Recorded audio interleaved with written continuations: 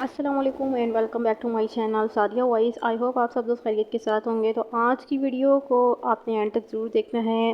آج کی ویڈیو میں آپ سب کے ساتھ میں ملک صدر حیات کی ڈائری سے ایک اور ناول شیئر کروں گی جس کا نام ہے بے جوڑ۔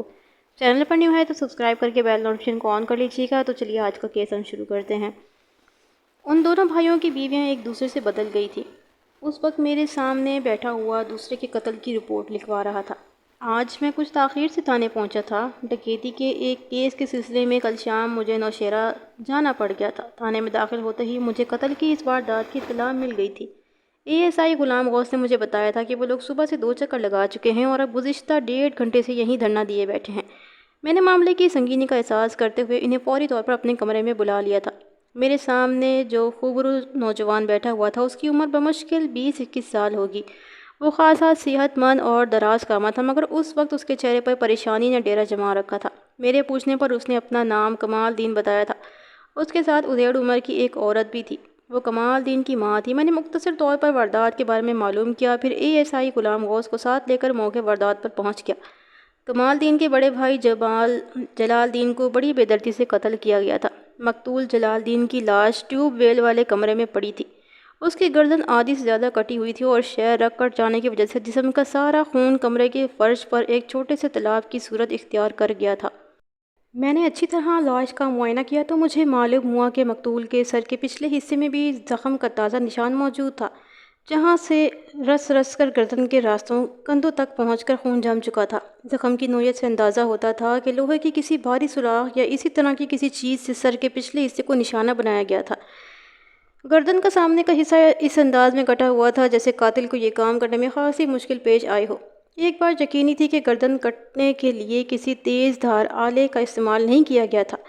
قتل کی بے شمار جائے وارداتوں اور لاشوں کو معائنہ کرنے کی وجہ سے آلہ قتل کے بارے میں میری معلومات بڑی وسیع ہو گئی تھی۔ مقتول کی کٹی ہوئی گردن کو دیکھ کر میرے ذہن نے اندازہ کر لیا تھا کہ جلال الدین کو کھرپے سے قتل کیا گیا ہے یا پھر درانتی سے اس کی گردن کاٹی گئی تھی۔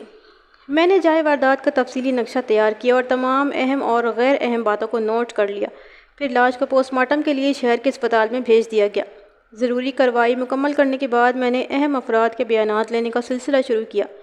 مقتول کی ماں رفعت فاطمہ نے بتایا کہ دونوں بھائی حسب معمول آج صبح بھی کھیتوں میں کام کرنے کی غرض سے گھر سے نکلے تھے۔ وہ روزانہ کچھ کھائے پیے بغیر علیحدہ صبح کھیتوں میں چلے جاتے تھے۔ بعد میں وہ خود ان کے لیے کھانا تیار کر کے وہیں لے جاتی تھی۔ آج بھی وہ کھانا لے کر گھر سے نکلنے کا ارادہ کر ہی رہی تھی کہ کمال الدین گھبرایا ہوا گھر میں داخل ہوا۔ اس کی حالت دیکھ کر رفعت فاطمہ کا دل دھک سے رہ گیا۔ یوں لگتا تھا جیسے کمال الدین کہیں دور سے دوڑتا ہوا وہاں پہنچا ہو۔ رفعت فاطمہ نے مضطرب لہجے میں سوال کیا، رب خیر کرے پتر کی گل ہے؟ ماں جلال کی ہویا ہے جلال نو؟ رفعت نے تڑپ کر پوچھا۔ کمال جلدی بتا، جلال ٹھیک تو ہے نا؟ وہ کمال الدین کو بازوؤں سے پکڑ کر جھنجھوڑ رہی تھی۔ گونگا کیوں ہو گیا؟ کچھ بول بھی۔ کمال الدین نے گلوگیر لہجے میں کہا، ماں جی جلال دی لاش، ہائے میں مر جاواں۔ رفعت فاطمہ نے سینہ تھام لیا۔ وہ کیا بک رہا ہے؟ وہ تیرے ساتھ گیا تھا؟ ماں ٹیوب ویل والے کمرے میں بہا جلال کی لاش۔ کمال الدین نے رک رک کر کہنا شروع کیا، کسی نے اس کی گردن کاٹ دی۔ ہائے میرا ربا، کون ہے ظالم؟ رفعت فاطمہ نے سینہ کو بھی شروع کی، میرا سونا پتر۔ کچھ ہی دیر کے بعد وہ کھیتوں میں پہنچ چکی تھی اور بیٹے کی لاش کو دیکھ کر تو اس کے ہوش و حواس اڑ گئے تھے۔ کمال الدین بھی اس کے ساتھ ہی وہاں پہنچا تھا۔ چیخ و پکار سن کر بہت سے لوگ وہاں جمع ہو گئے تھے۔ ٹیوب ویل والے کمرے کے پاس ایک جمکٹا سا لگ گیا تھا۔ پھر کسی کو خیال آیا کہ پولیس کو اس واقعے کی اطلاع دے دینا چاہیے۔ اسی وقت تقریباً 8:30 کا وقت تھا جب کمال الدین اپنی ماں رفعت فاطمہ کے ہمراہ تھانے پہنچا تھا، مگر میں چوکے تھانے میں موجود نہیں تھا، اس لیے فوری طور پر مجھ سے ملاقات نہیں ہو سکی تھی اور اب میں موقع واردات پر موجود تھا۔ میں نے احتیاطاً ٹیوب ویل والے کمرے کو سرکاری تالا لگوا دیا۔ اس سے پہلے میں نے کمرے کا تفصیلی معائنہ کر لیا تھا۔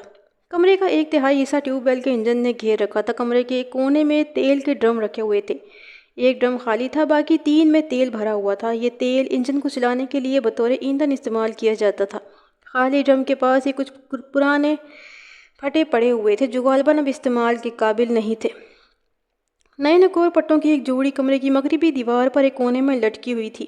یہ پٹے ٹیوب ویل کے انجن کی موٹر میں استعمال ہوتے تھے۔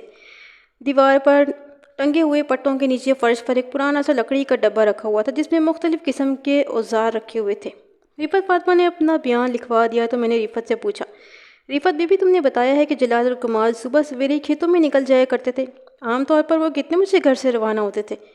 وقت کا تو مجھے پتہ نہیں تھانے دار صاحب، وہ الجھے ہوئے لہجے میں بولی۔ بس جی، منہ اندھیرے ہی چلے جاتے تھے۔ پھر بھی کچھ تو اندازہ ہوگا۔ میں کیا بتاؤں، وہ بیچارگی سے بولی۔ اس کے لہجے کا کٹ واضح تھا۔ اذیتوں کے بہت زیادہ پہاڑ ٹوٹے تھے۔ میں نے سوال کیا، کیا آج بھی وہ اسی وقت گھر سے نکلے تھے؟ جی ہاں۔ گھر سے نکلتے وقت جلال نے تم سے کوئی خاص بات کی تھی؟ اس نے نفی میں جواب دیا۔ میں نے پوچھا، کل رات کوئی خاص واقعہ پیش آیا ہو؟ میرا مطلب ہے جلال نے خلاف معمول کوئی بات کی ہو۔ نہیں جی، کوئی خاص بات نہیں ہوئی، وہ ٹھہر ٹھہر کر بولی۔ سب کچھ ٹھیک ٹھاک ہی تھا۔ یہ مجھے معلوم ہو چکا تھا کہ رفعت فاطمہ کا شوہر اللہ دتا 3 ماہ قبل دل کا دورہ پڑنے سے مر گیا تھا۔ چند مہینے کے اندر یہ دوسرا صدمہ تھا جو رفعت فاطمہ کو برداشت کرنا پڑ رہا تھا۔ میں نے اس کی حالت کو مد نظر رکھتے ہوئے اپنے رویے سے خاصی نرمی کا مظاہرہ کیا تھا۔ رفعت فاطمہ رکھ رکھاؤ والی عورت تھی، اگرچہ اس کی تعلیمی قابلیت صفر تھی، پھر بھی اس کی گفتگو اور انداز میں بہت سلیقہ تھا۔ بہت سے پڑھے لکھے لوگوں کی بنسبت وہ زیادہ سمجھدار اور دور اندیش نظر آتی تھی۔ اس کی بات چیت سے ذہانت ٹپکتی تھی۔ وہ اردو سمجھ تو لیتی تھی مگر بولنے پر پوری طرح قادر نہیں تھی، چنانچہ ملی جلی اردو اور پنجابی بولتی تھی۔ میں نے پوچھا، رفعت بی بی، گزشتہ دنوں میں جمال کا کسی سے کوئی جھگڑا وغیرہ تو نہیں ہوا تھا؟ تھانے دار صاحب، جلال تو بڑا ہی پیارا بچہ تھا۔ وہ اپنے لہجے میں بڑی اداسی کر کے بولی۔ میں نے تو آج تک کسی کو پھول تک کو نہیں مارا۔ وہ خاموش ہو کر خلا میں گھورنے لگی۔ جب میں تھانے میں اسے پہلی مرتبہ دیکھا تو اس کی حالت بڑی خراب تھی، مگر اب وہ بڑی حد تک خود کو سنبھال چکی تھی اور میرے سوالوں کے بڑے معقول جواب دے رہی تھی۔ میرا خیال ہے اس کی جگہ اگر کوئی دوسری عورت ہوتی تو ہفتوں لگ جاتے اس سے سنبھلنے میں۔ موقع واردات کی کارروائی مکمل کرنے کے بعد ہم رفعت فاطمہ کے گھر میں آ گئے تھے اور وہ وہیں بیٹھ کر اس کا بیان لے رہا تھا۔ گھر میں کمال دین اور رفعت فاطمہ کے علاوہ ایک ملازمہ صورت عورت بھی مجھے نظر آئی۔ رفعت بی بی، سوچ سمجھ کر بتاؤ، جلال کی کسی سے دشمنی وغیرہ تو نہیں تھی؟ میرا مطلب ہے تمہیں کسی پر شک ہو؟ تمہاری نظر میں کوئی جلال کا دشمن ہو؟ کوئی بھی نہیں جی، مجھے تو کسی پر شک نہیں ہے۔ دیکھو بی بی، ہمیں اپنی تفتیش کا آغاز کرنے کے لیے کسی نہ کسی اشارے کی ضرورت ہوتی ہے۔ اگر تم اس سلسلے میں مدد نہیں کرو گی تو میں کچھ بھی نہیں کر سکوں گا۔ چند روز کے بعد کیس داخل دفتر ہو جائے گا اور بس اللہ اللہ خیر صلی اللہ۔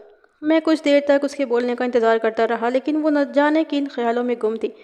آخرکار مجھے ہی بولنا پڑا۔ میں نے کہا، رفعت بی بی، میں جلال کی بیوی کا بیان لینا چاہتا ہوں، تم اسے بلاؤ۔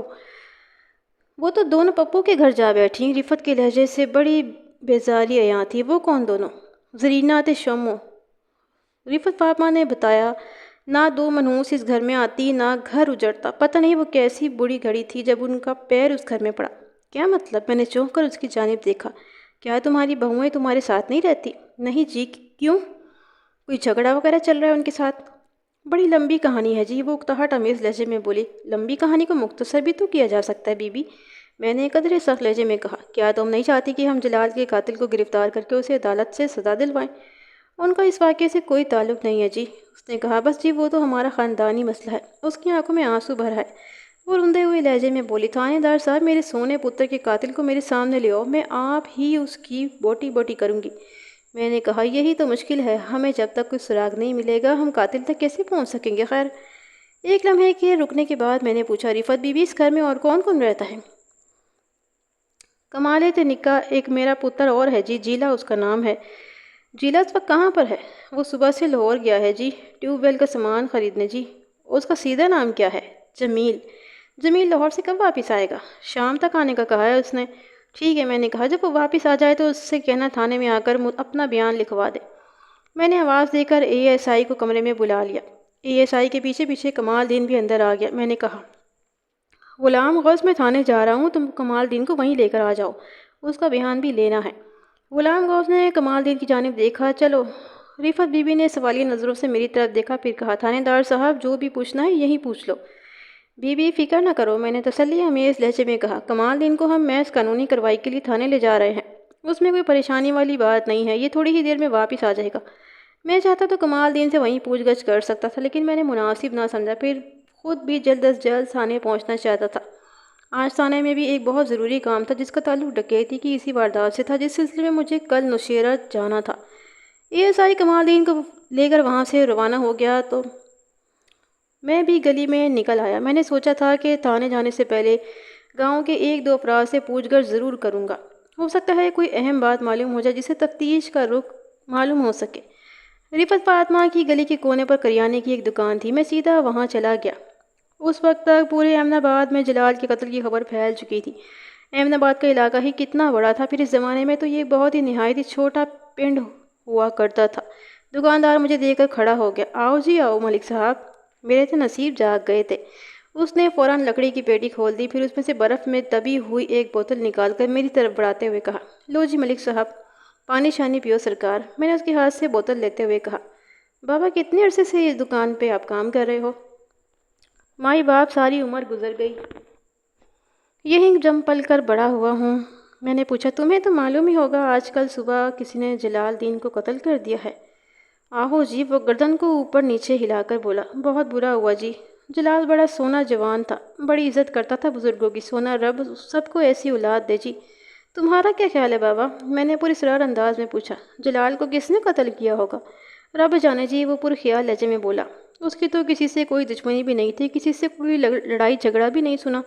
میرا مقصد پورا ہوتا ہوا نظر نہیں آ رہا تھا۔ دو چار رسمی سوالات کرنے کے بعد آگے بڑھ گیا۔ کچھ ہی دیر کے بعد میں حلوائی کے پاس بھی رک گیا۔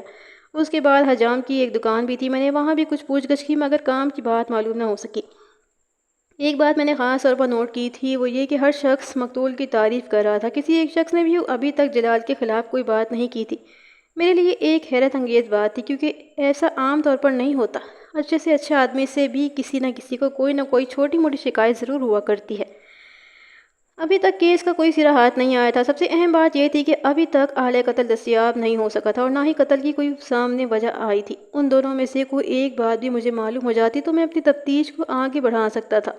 میں تھانے پہنچا تو کمال الدین برآمدے میں ایک بینچ پر بیٹھا ہوا میرا انتظار کر رہا تھا۔ اپنے کمرے میں پہنچنے کے بعد میں نے اسے فوراً اپنے پاس بلا لیا۔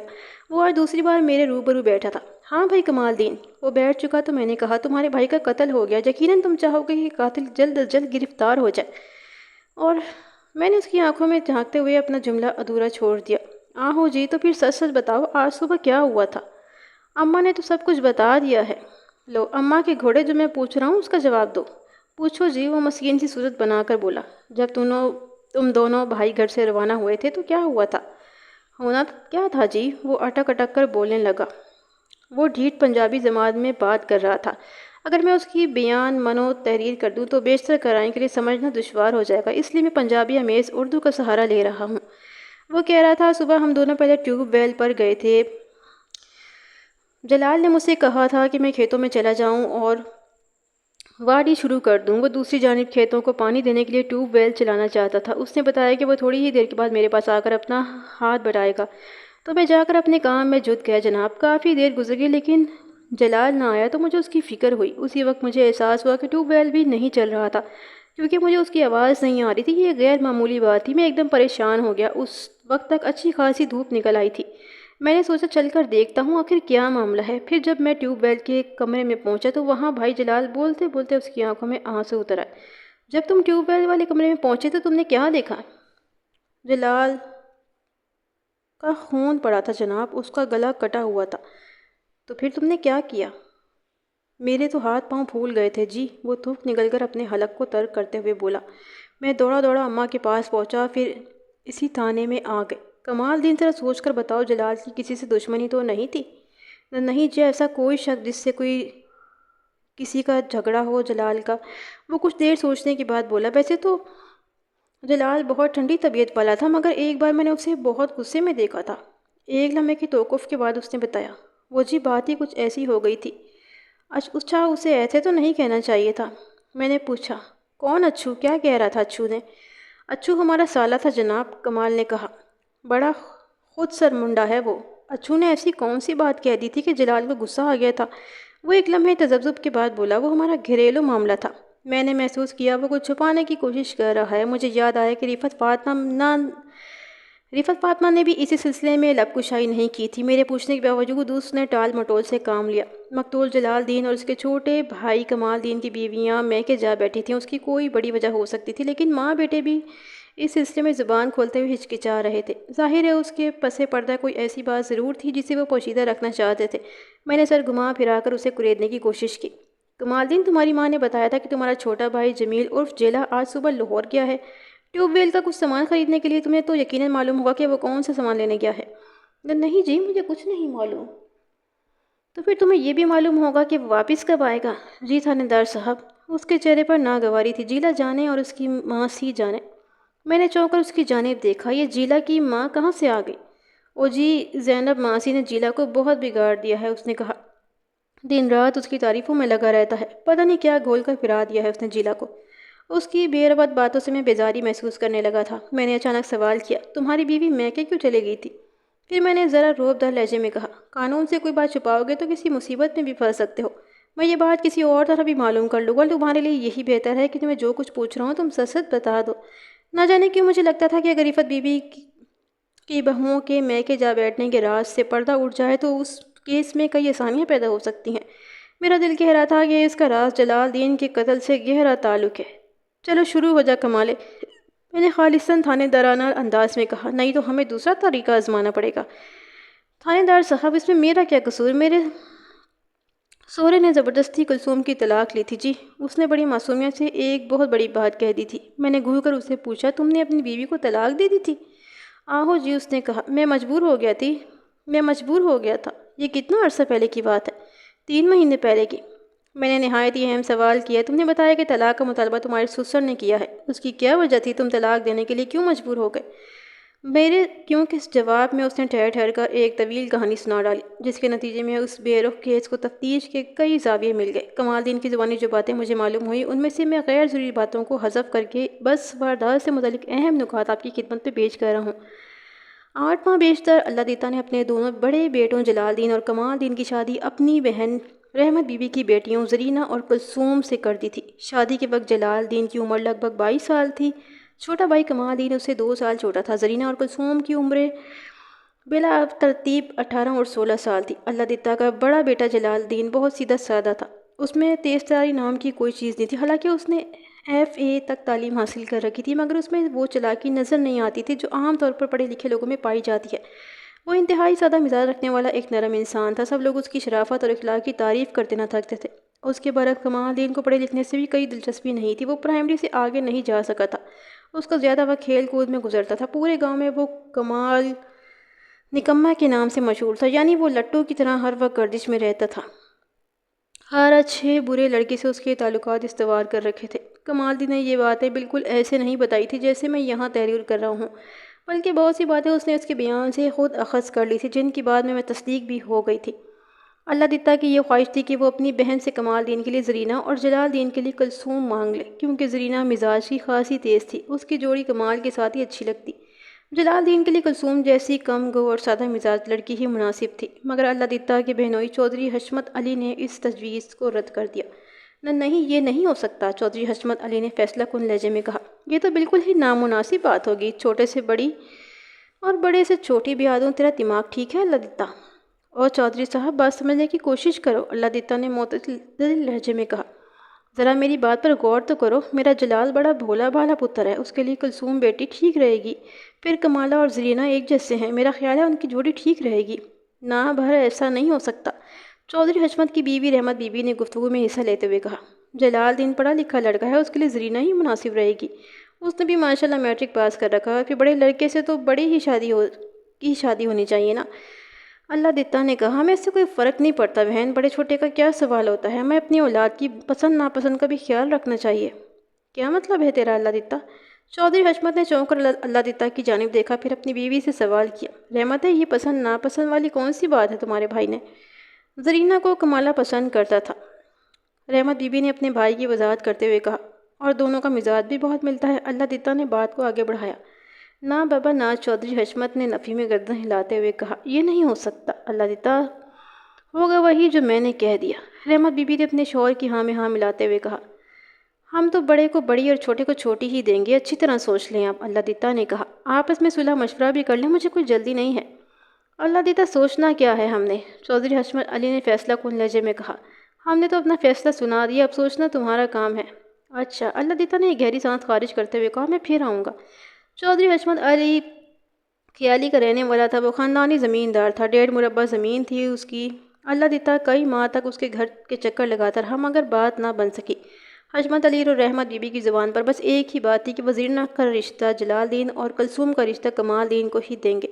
دوسری صورت میں اللہ دیتا اگر چاہے تو اپنی بیٹیوں کا رشتہ کہیں اور کر لے۔ اللہ دیتا کے لیے ان کی بات مان لینے میں کوئی قباحت تو نہ تھی، مگر وہ چاہتا تھا کہ کمال الدین کی شادی زرینہ سے ہو جائے، اور کمال دین کے دلی جذبات کو سمجھتا تھا۔ اسے یہ بھی بات معلوم تھی کہ زرینہ کا رجحان بھی کمال دین ہی کی طرف ہے۔ جلال دین کے ساتھ معاملہ ذرا دوسری نوعیت کا تھا۔ وہ اپنے ماں باپ کا فرما بردار تھا، اس کی بات کو ٹال نہیں سکتا تھا۔ اللہ دیتا کی زبان سے نکلا ہوا ایک ایک لفظ اس کے لیے حکم کا درجہ رکھتا تھا۔ باپ جو بھی کہہ دیتا وہ کبھی انکار نہ کرتا۔ آخرکار اللہ دیتا ہی کو ہار ماننی پڑی۔ اس نے اپنی بہن بہنوئی کی حسب منشا اپنے بیٹوں کے رشتے طے کر لیے اور ایک ماہ بعد شادی کی تاریخ پکی کر دی گئی۔ دونوں شادیاں ایک ساتھ ہونا طے پائی تھی۔ زرینہ اور کلثوم کے والدین بھی ضد جا بجا تھے۔ زرینہ نے میٹرک پاس کیا ہوا تھا، وہ چاہتے تھے کہ اس کی شادی جلال دین سے ہو۔ کمال دین کی تعلیم واجبی سی تھی، ان کے خیال میں کلثوم اس کے لیے مناسب نہیں تھی، کیونکہ اسے بھی پڑھنے لکھنے سے کوئی خاص لگاؤ نہیں تھا۔ والدین تو ہمیشہ اپنی اولاد کے لیے اچھا ہی سوچتے ہیں، مگر تقدیر بعض اوقات عجیب تماشے کرتی ہے۔ زرینہ اور کلثوم بیاہ کر اپنے سسرال تو آ گئیں، لیکن اس کے بعد جو تماشا ہوا ایسا کسی نے کبھی نہ دیکھا تھا نہ سنا تھا۔ دونوں کی دلہنیں بدل گئی تھیں۔ جلال دین اور کمال دین اپنی دلہنوں کو صورتوں سے نہیں پہچانتے تھے۔ ایک دوسرے سے دور رہنے کی وجہ سے دونوں گھرانوں کا ملنا جلنا نہ ہونے کے برابر تھا، اور میل جول بھی جس حد تک تھا وہ بھی بزرگوں کے درمیان ہی تھا۔ جہاں تک کمال دین کے زرینہ کو پسند کرنے کا سوال تھا تو اس پسند کا دار و مدار بھی ایک دوسرے کے بارے میں سنی سنائی باتوں پر ہی تھا۔ بچپن میں اگر انہوں نے ایک دوسرے کو دیکھ بھی رکھا تھا تو یہ بات بہت پرانی ہو چکی تھی۔ اب تو ان کی صورتوں میں اتنی تبدیلی پیدا ہو چکی تھی کہ وہ صرف نام شناسہ ہی رہ گئے تھے۔ شادی کے دوسرے روز جب زرینہ کے کمرے سے کمال دین اور کلثوم کے کمرے سے جلال دین کو برآمد ہوتے دیکھا تو ایک ہنگامہ اٹھ کھڑا ہوا۔ خدا جانے ایسا کیسے ہو گیا تھا؟ دلہنوں کے کمرے کس طرح بدل گئے، یا دولہا اپنی دلہن کے بجائے دوسرے کی دلہن کے کمرے میں کیسے پہنچ گیا؟ مگر اب کیا ہو سکتا تھا؟ جو ہو چکا تھا بہت ہی شرمناک تھا۔ دلہنوں کے پنڈ کی کئی عورتیں برات کے ساتھ احمد آباد آئی ہوئی تھیں۔ یہ بات چھپنے والی نہیں تھی۔ دوپہر تک احمد آباد، کھیالی، ہندو چک اور پپلی والا کے علاوہ کئی دوسرے گاؤں تک یہ خبر پھیل چکی تھی۔ چودھری حشمت علی کو پتہ چلا تو اس نے سارا الزام کمال دین کے سر رکھ دیا۔ یہ سب کچھ سوچی سمجھی سازش کے تحت کیا گیا ہے۔ حشمت علی غصے میں چیخ رہا تھا، سارا قصور کمال دین کا ہے، یہ سارا چکر اسی نے چلایا ہے۔ اللہ دیتا اس نازک صورتحال سے سخت پریشان تھا۔ اس نے کہا، چودھری حشمت، کمالے کا کیا قصور؟ رب جانے ایک ہی ہویا۔ رحمت بی بی نے کہا، میری عزت کی دشمن پھپھے کٹنی۔ اس کا اشارہ رفت بی بی کی جانب تھا۔ میں نے بھائی کا منہ دیکھ کر ہاں کر دی پر اسے شرم نہ آئی۔ بہن رفت کیا کہہ رہی ہے؟ اللہ دیتا نے خوش آمدانہ لہجے میں کہا، رفت تیری دشمن کیوں ہو گئی؟ وہ ہاتھ نچا کر بولی، یہ ٹھیک نہیں ہو رہا، میں اسے نہیں چھوڑوں گی۔ رفت بھی کھری کھری سنا رہی تھی۔ وہ دونوں ایک دوسرے کی ساتھ پشتیں چیر رہی تھیں۔ اس سے پہلے کہ اللہ دیتا اور چودھری حشمت علی بھی وہاں آتا، ہاتھا پائی کا آغاز ہوتا، گاؤں کے چند معتبر لوگوں نے بیچ بچاؤ کرا دیا اور انہیں تلقین کی کہ جو ہونا تھا وہ ہو چکا، اب آپس میں لڑائی جھگڑے سے کیا فائدہ، سب کو مل جل کر اس مسئلے کا حل کرنا چاہیے۔ گاؤں کے ایک بوڑھے نے کہا، یہ بہت نازک معاملہ ہے، ایسے حل نہیں ہو سکتا، کسی عالم سے مشورہ کرنا چاہیے۔ دوسرے نے کہا، جلال کا نکاح زرینہ سے ہوا ہے، وہی اس کی بیوی ہے، اسی طرح نکاح کے مطابق کلثوم کمال دین کی بیوی ہے۔ جلال دین نے کہا، یہ دین کا معاملہ ہے، جو جس کے منہ میں آ رہا ہے بول رہا ہے، ہمیں کسی عالم دین سے صلاح لینی چاہیے۔ جلال دین ٹھیک کہتا ہے، پہلے بوڑھے نے زور دے کر کہا، ہمیں اس مولوی کے پاس جانا چاہیے جس نے ان کا نکاح پڑھایا تھا۔ چنانچہ چند افراد پر مشتمل ایک فت خیالی پہنچ گیا، مولوی صاحب کو ساری صورتحال سے آگاہ کیا تو وہ بھی پریشان ہو گئے۔ مولوی صاحب کا حال اندھوں میں کانا راجہ والا ہی تھا۔ وہ پورے گاؤں میں سب سے زیادہ دین کی سمجھ بوجھ رکھتے تھے، اس لیے گاؤں والوں نے انہیں اپنا نام بنا رکھا تھا۔ انہوں نے اپنی فہم و فہرست کے مطابق اس سنگین مسئلے کا ایک بہت ہی عجیب حل پیش کیا۔ جو ہونا تھا ہو گیا، اب تو کچھ نہیں ہو سکتا۔ وہ اپنی دھاڑی پر ہاتھ پھیرتے ہوئے بولے، زرینہ ہوئی کمال کی بیوی اور کلثوم ہوئی جلال کی بیوی۔ کمال دین کو مولوی صاحب کی تجویز بہت پسند آئی۔ مولوی صاحب نے اس کے دل کی بات کہہ دی تھی، اس کے چہرے پر رونق سی آ گئی تھی، مگر جلال دین تعلیم یافتہ، سمجھدار اور بردبار شخص تھا۔ وہ جاہلانہ فتویٰ اس کی حلق میں اٹک گیا۔ مولوی صاحب، آپ بھی کمال کرتے ہیں۔ وہ غصے کو دبا کر تیز لہجے میں بولا، آپ نے میرا نکاح زرینہ سے پڑھایا ہے، پھر کلثوم کس طرح میری بیوی ہو گئی؟ پتر، تم نے خاوند کے حقوق ادا کر دیے، اب کلثوم ہی تمہاری گھر والی ہے۔ جاہل، جلال نے کہا، وہ سب کچھ بے خبری میں ہوا ہے، اس میں میرا کوئی قصور نہیں ہے، میں اس سلسلے میں کسی مفتی سے معلوم کروں گا۔ بہرحال جب تک مجھے اس مسئلے کا حل کوئی تسلی بخش جواب نہیں مل جاتا میں چین سے نہیں بیٹھوں گا۔ جلال، مولوی صاحب ٹھیک ہی کہتے ہیں۔ کمال دین نے بڑے بھائی کو سمجھانے کی کوشش کی، رب کو جو منظور ہونا تھا وہ ہو گیا، اللہ دیتا اللہ ہی جانے۔ او کمالے، اگر تو نے کوئی اور بکواس کی تو میں تیرا کھنا کھول دوں گا۔ جلال دین نے خواجانب نظروں سے چھوٹے بھائی کی طرف دیکھا، جب تک میں کسی نتیجے پر نہیں پہنچ جاتا زرینہ کو چھونا بھی نہیں۔ میں کل ہی لاہور جاؤں گا اور کسی بڑے عالم دین سے اس سلسلے میں مشورہ کروں گا۔ کمال الدین کو بھائی کا فیصلہ پسند نہیں آیا تھا، لیکن وہ مجبور تھا۔ بیشتر لوگ جلال الدین کے موقف کی حمایت کر رہے تھے۔ اب کمال الدین صبر کے سوا کیا کر سکتا تھا؟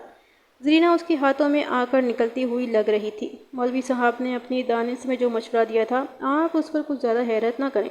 دور دراز کے دیہات علاقوں میں اس زمانے میں قسمت ہی سے کوئی ایسا مولوی ملتا تھا جو دین کے احکام کو پوری طرح سمجھتا ہو۔ بعض اوقات ایسے علاقوں سے بھی واقف ہوں جہاں کوئی ایک ایسا شخص بھی نہیں پایا جاتا جو صحیح معنوں میں بکرا ذبح کرنا جانتا ہو۔ ایسے علاقے میں بسنے والے لوگ دوسرے علاقے کے کسی مولوی سے چھری پر تکبیر پڑھوا کر لے آتے ہیں اور پھر پورا گاؤں اسی چھری سے قربانی کا فریضہ ادا کرتا تھا، مگر یہ بہت پہلے عرصے کی بات ہے۔ جلال الدین لاہور کے ایک مفتی صاحب کے پاس پہنچ گیا اور اپنا مسئلہ ان کے سامنے رکھا۔ پوری بات تفصیل سے سننے کے بعد مفتی صاحب نے افسوس کا اظہار کیا۔ خاص طور پر گاؤں کے مولوی نے جو مشورہ دیا تھا اس پر کافی دیر تک تبصرہ کرتے رہے۔ استغفر اللہ، اللہ معاف کرے، کیسے کیسے جاہل لوگ اس دنیا میں پائے جاتے ہیں۔ مفتی صاحب نے کانوں کو ہاتھ لگاتے ہوئے کہا، دین کو مذاق بنا لیا ہے ان لوگوں نے۔ بھئی اگر ان کا علم زیادہ نہیں ہے تو وہ ایسے پیچیدہ مسائل کے بارے میں کچھ نہیں جانتے تو الٹے سیدھے مشورے دینے کی کیا ضرورت ہے؟ صاف منع کر دیں، کسی دوسرے عالم دین سے رجوع کرنے کی ہدایت کریں۔ یہ قرب قیامت کی نشانیاں ہیں بیٹا، اس لیے تو آپ کی خدمت میں حاضر ہوا ہوں جناب۔ جلال الدین نے احترام کیا۔ میں تو خود مولوی صاحب کی تجویز سے متفق نہیں تھا، ان کی بات دل کو نہیں لگتی تھی۔ بھلا یہ کیا بات ہوئی کہ نکاح کسی اور لڑکی سے ہوا اور بیوی کوئی اور بن جائے؟ آپ میری رہنمائی کریں جناب، مفتی صاحب نے کہا۔ اللہ مجھے دین کو سمجھنے کی توفیق دے بیٹا۔ میں احکام دین کی روشنی میں تمہارے مسئلے کا جائزہ لینے کے بعد اس نتیجے پر پہنچا ہوں کہ جو کچھ ہوا ہے بے خبری میں ہوا، نیتوں کا حال تو صرف اللہ ہی جانتا ہے۔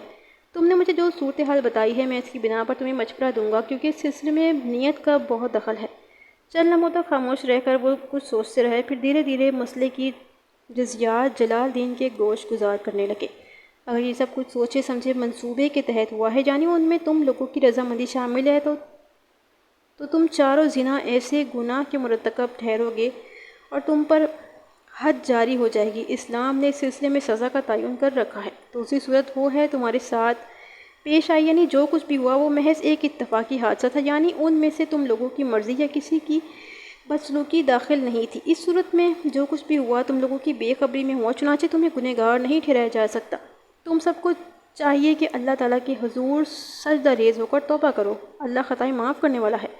مفتی صاحب ایک لمحے کو رکے تو جلال الدین نے سوال کیا، اس سے ہمارے نکاحوں پر کوئی اثر تو نہیں پڑا؟ نہیں بیٹے، نکاح پر کیا اثر پڑے گا؟ مفتی صاحب نے سمجھانے والے انداز میں کہا، نکاح کی شرعی حیثیت میں کوئی فرق نہیں آئے گا۔ تمہارا نکاح زرینہ سے ہوا ہے، وہی تمہاری زوجہ ہے، اسی طرح کمال الدین کی بیوی کلثوم ہی رہے گی۔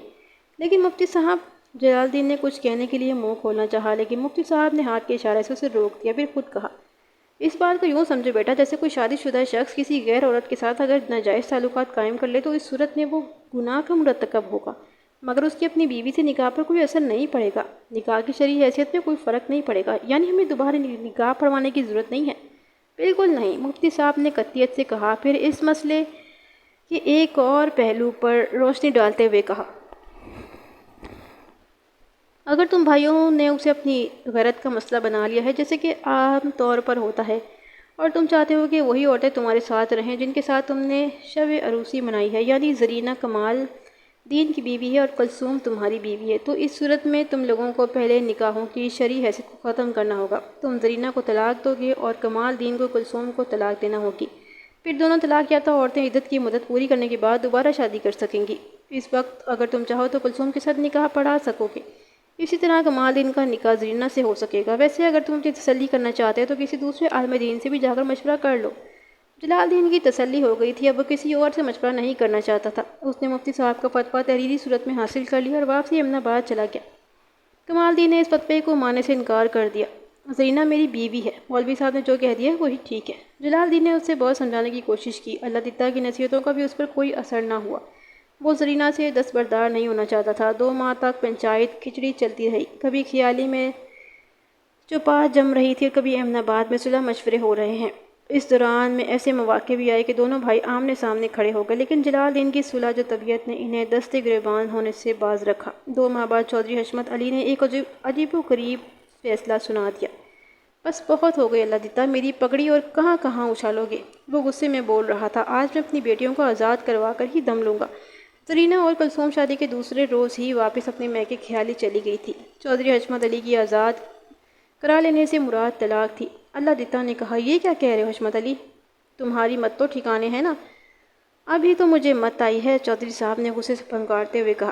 بھائی کی منت سماجت سن کر رحمتے کا دل ڈھا گیا۔ میں تو ان شادیوں کے حق میں ہی نہیں تھا۔